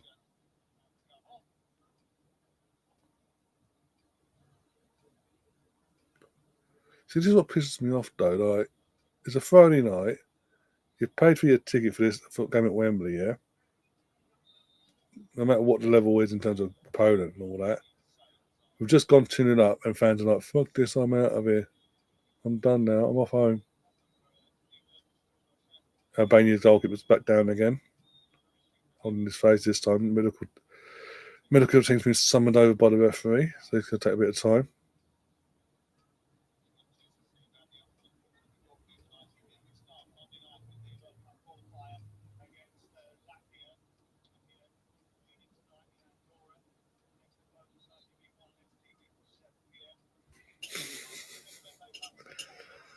Now, behave yourself. Oh dear. They'll probably go that headline anyway in jest, either which way.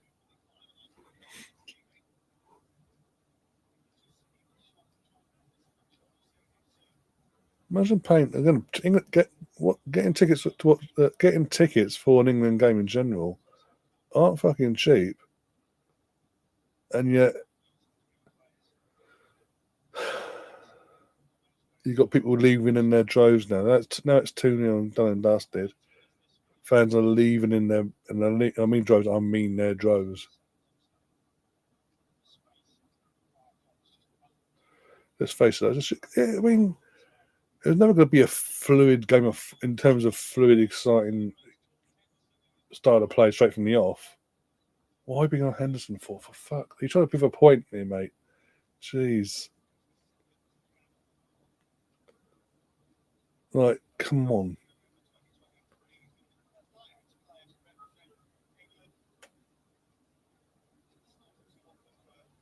Or looks like the Albania goalkeeper's been subbed off. They put the stretcher on. He doesn't need a stretcher. He's going to walk off. But the indication from the medical team has been made, like, yeah, he's not fit to continue. He does look a bit worse for wear in terms of like he doesn't know where. In the sense of druggy, like the energy's been zapped out of him. Like he's going to be sick. Yeah. Again, the style of play, I think, not going to go straight. It's never going to be implemented straight from the off. When he's only had 4 days with the players in general before today. The whole the style of play and all that side of things will come over time, especially for the ones he picks more regularly going forward.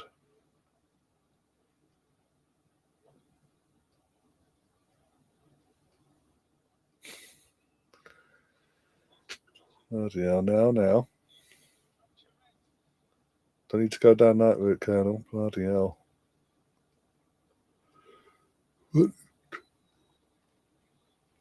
Sorry, the sub has been made.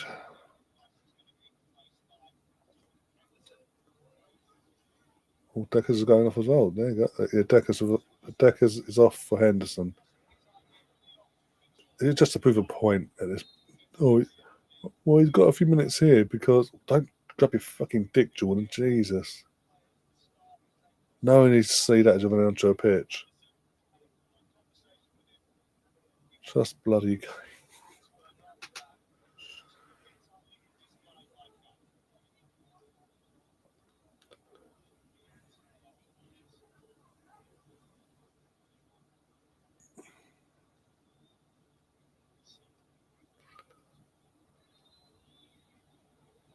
Again, aren't we playing Latvia on Tuesday as well? So again, you're going to see because of the level of that setup as well. I think it'll be more not free flowing, but more exciting to watch on the eye, basically.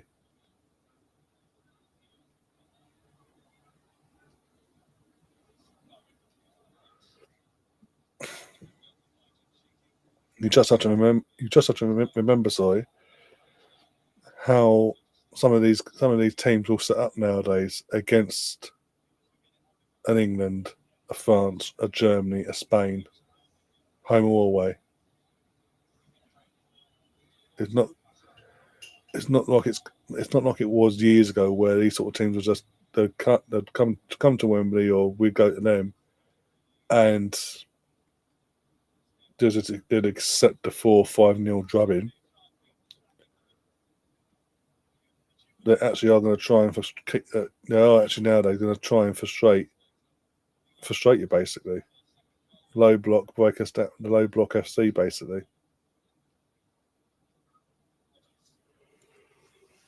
Oh dear.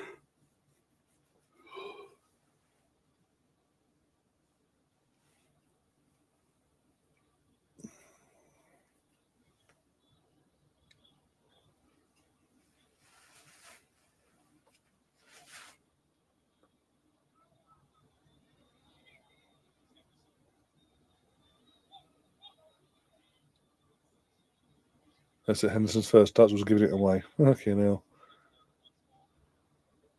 I don't want it. You have it. Oh fuck! I gave it away. Sorry.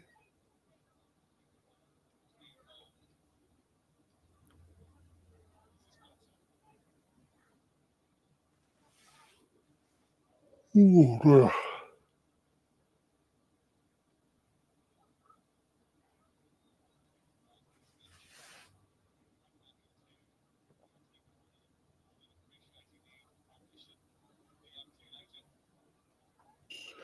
It's going to be interesting who Lee Dixon gives to play in a match to. 5 minutes before the end of the game as well.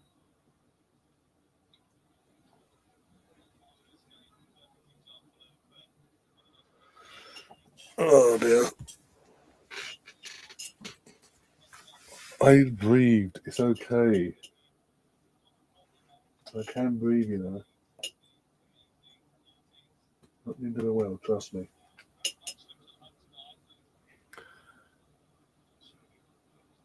It was okay, basically. And that's more. I know it's not one word, but it'll do. Shy. Better than it's 2 words. Better than Southgate ball. That's 3 words, but you know what I mean. Okay, 3 words. Okay, 3 words. Better than Southgate ball. You go lay down. Go chill. Chill.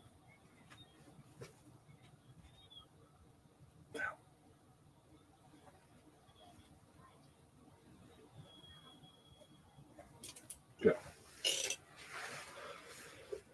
Where are those lovely cats? The cats are currently asleep downstairs at the moment. I've got the pup with me tonight, but the cats are downstairs.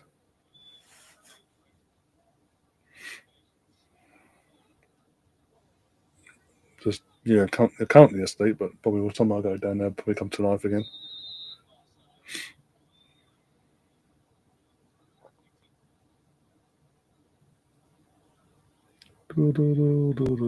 Lewis Gary playing football the Arsenal way. Thanks, Canterbury Goonie, for that, by the way. That song's now stuck in my head for life. Oh dear.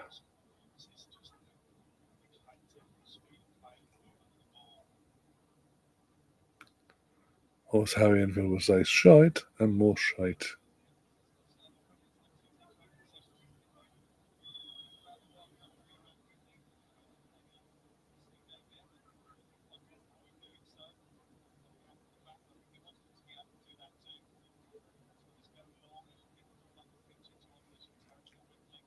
Sorry, are we clock wasting, counting down the clock with bloody keep ball in the 87th minute, 2-0 at Wembley. Bloody hell.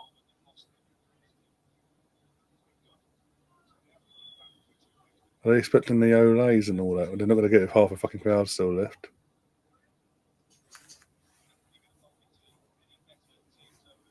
Oh, yeah.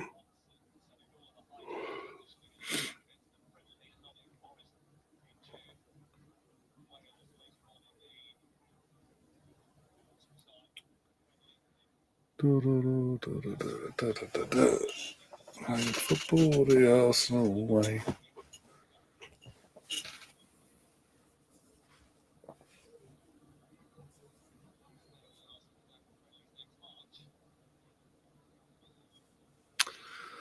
So the 40 years there, Bowen. Okay.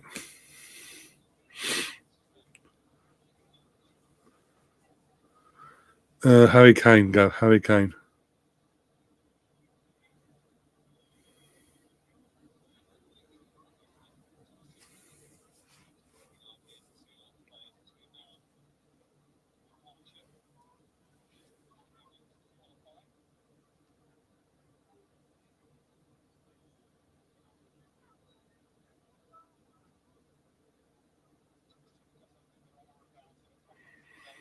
Sorry, I was saying that there. Yeah.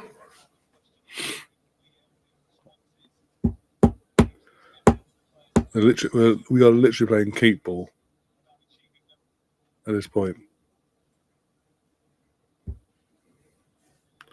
We should, but you got to remember that Savinho and Zabaleta have set the team up. The way they set the team up is to contain and frustrate us in terms of low block and just put that low block in, and basically the signal is to break us down if you can.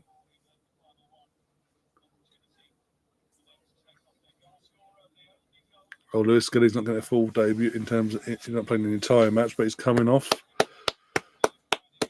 There we go. Where's his mum? Has he gone into the car? There's his nan.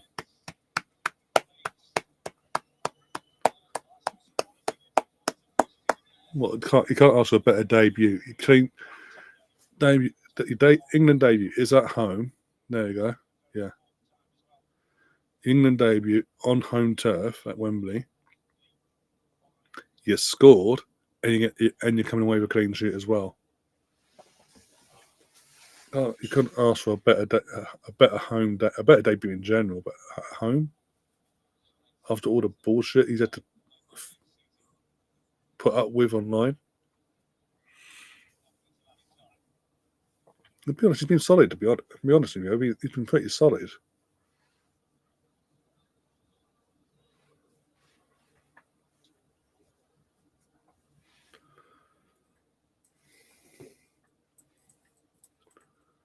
Five minutes injury time. 5 more minutes of this. Woohoo!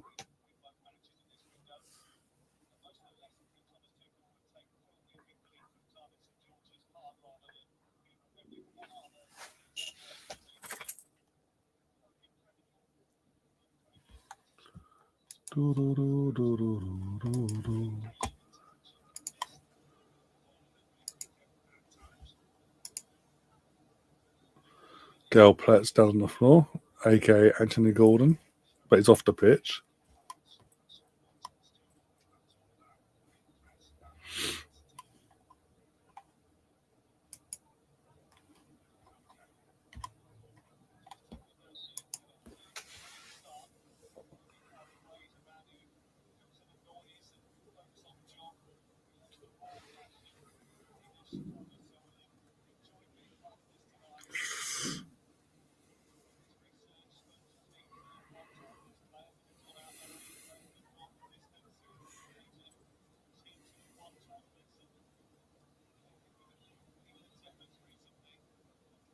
Come on, lads. Come on. Let's finish this game up, please. Oh, dear. Pickford, what the fuck are you doing, lad? Thank God Dan Burn's a bit of a unit. Oh, you fucked there.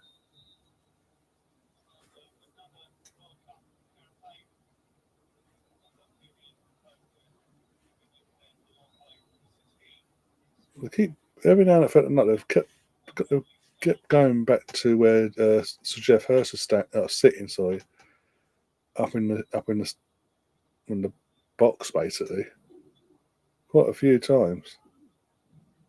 More than they usually do anyway. When he's in town.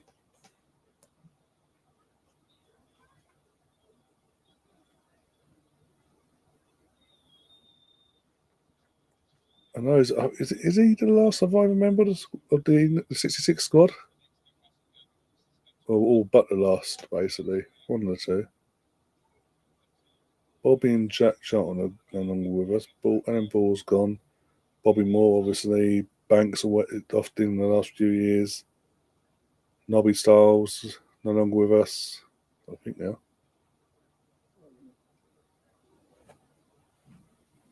Ah.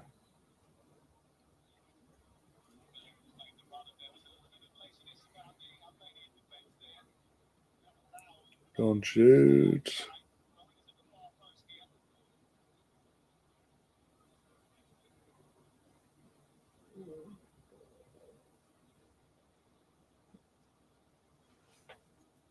Yeah, he's got to be. I think that's. Yeah, I gotta say, literally, it's going through this that 66 squad. Yeah, bloody that's mad when you think about it. Bloody hell.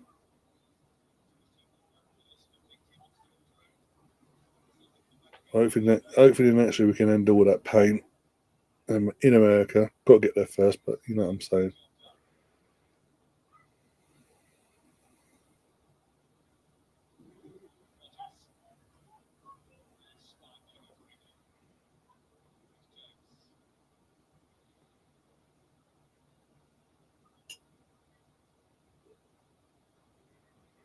But some squad members are still alive, blessed hearts. Yeah, yeah.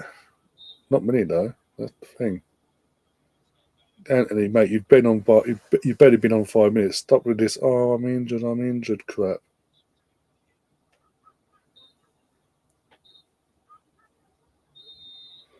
And with that, as I say, let the referees out. You know what? Let's put everyone out of their misery. Blows the full-time whistle. So the Thomas Tuchel era gets underway with a nice, comfortable, basically 2-0 win. Harry Kane getting one of the goals. But the most important goal and the most important moment of the night was Lewis Skelly making his debut. Keep saying his home debut, making his England senior debut at left back and scoring the opening goal for his country at Wembley. So yeah, not a bad night in the end from our point of view, and obviously all them pricks that gave Lewis Skelly a bit all that hate online over the last few days can go and jump off a bridge, or as far as I'm concerned. Might sound hard to say, but after the abuse they gave him, but yeah, can't really say much more than that in terms of obviously general style of the style of play is obviously still not there. He's only just come. He's only had 4 days with the lads. It's not going to be where we need it to be come next summer in terms of style of play and this, that, and the style of play, the motivation and the excitement. Again, there's other there's other players as well that like Sasaka that obviously weren't available for selection. Ben White still not available for selection. That will be available come the summer or before the season starts. Sorry, for the next round of international matches that are going to be more in line with what Tuchel wants from his players, basically. But hey, it's a good start. We move on. We obviously got a big game on Tuesday against Latvia. Take that as a big game, but you know what I mean. As in that probably be a more high scoring event, so to say, in terms of what to expect from England in terms of at least a 4-goal winning cushion there. But of course, that was when we come to it. Obviously, I'm going to get myself out of it, going to get myself some rest, and I'll be back tomorrow at 5 o'clock on the dot, half hour before kickoff, as Arsenal take on Liverpool in a WSL at the Emirates. As I say, in the WSL basically, and hoping the girls bounce back from the midweek disappointment. Obviously, playing on a better pitch, obviously, and get themselves in a better place, ready for the second leg come next week as well. Nothing planned on Sunday as of yet. These are check who's playing this, that, and the other. Monday, no plans. Tuesday is England versus England playing, so we'll do that watch long for that game. Wednesday, the girls play the second leg. Hopefully, they get to turn it they turn it round at the Emirates. We turn it round and win that game, win that tie, get through to the next round. Sort of go from there really. And Thursday, no plans, but in terms of other content from Wednesday onwards, I can let you know near the time once I know the health situation of how Liam's feeling, his health and all that. In terms of doing a show ready for the return of the Premier League games, this, that, and the other. But apart from that, yeah. I hope you have a good rest of your Friday night, guys. Go and chill, do whatever you want to do. I'll hopefully see you tomorrow or at some point over the weekend. If you haven't already, please hit the like button before you leave. Subscribe if you are new to the channel. Share the content around. And we'll see you soon. And as always, up the Arsenal. Even though this is England. Fuck it.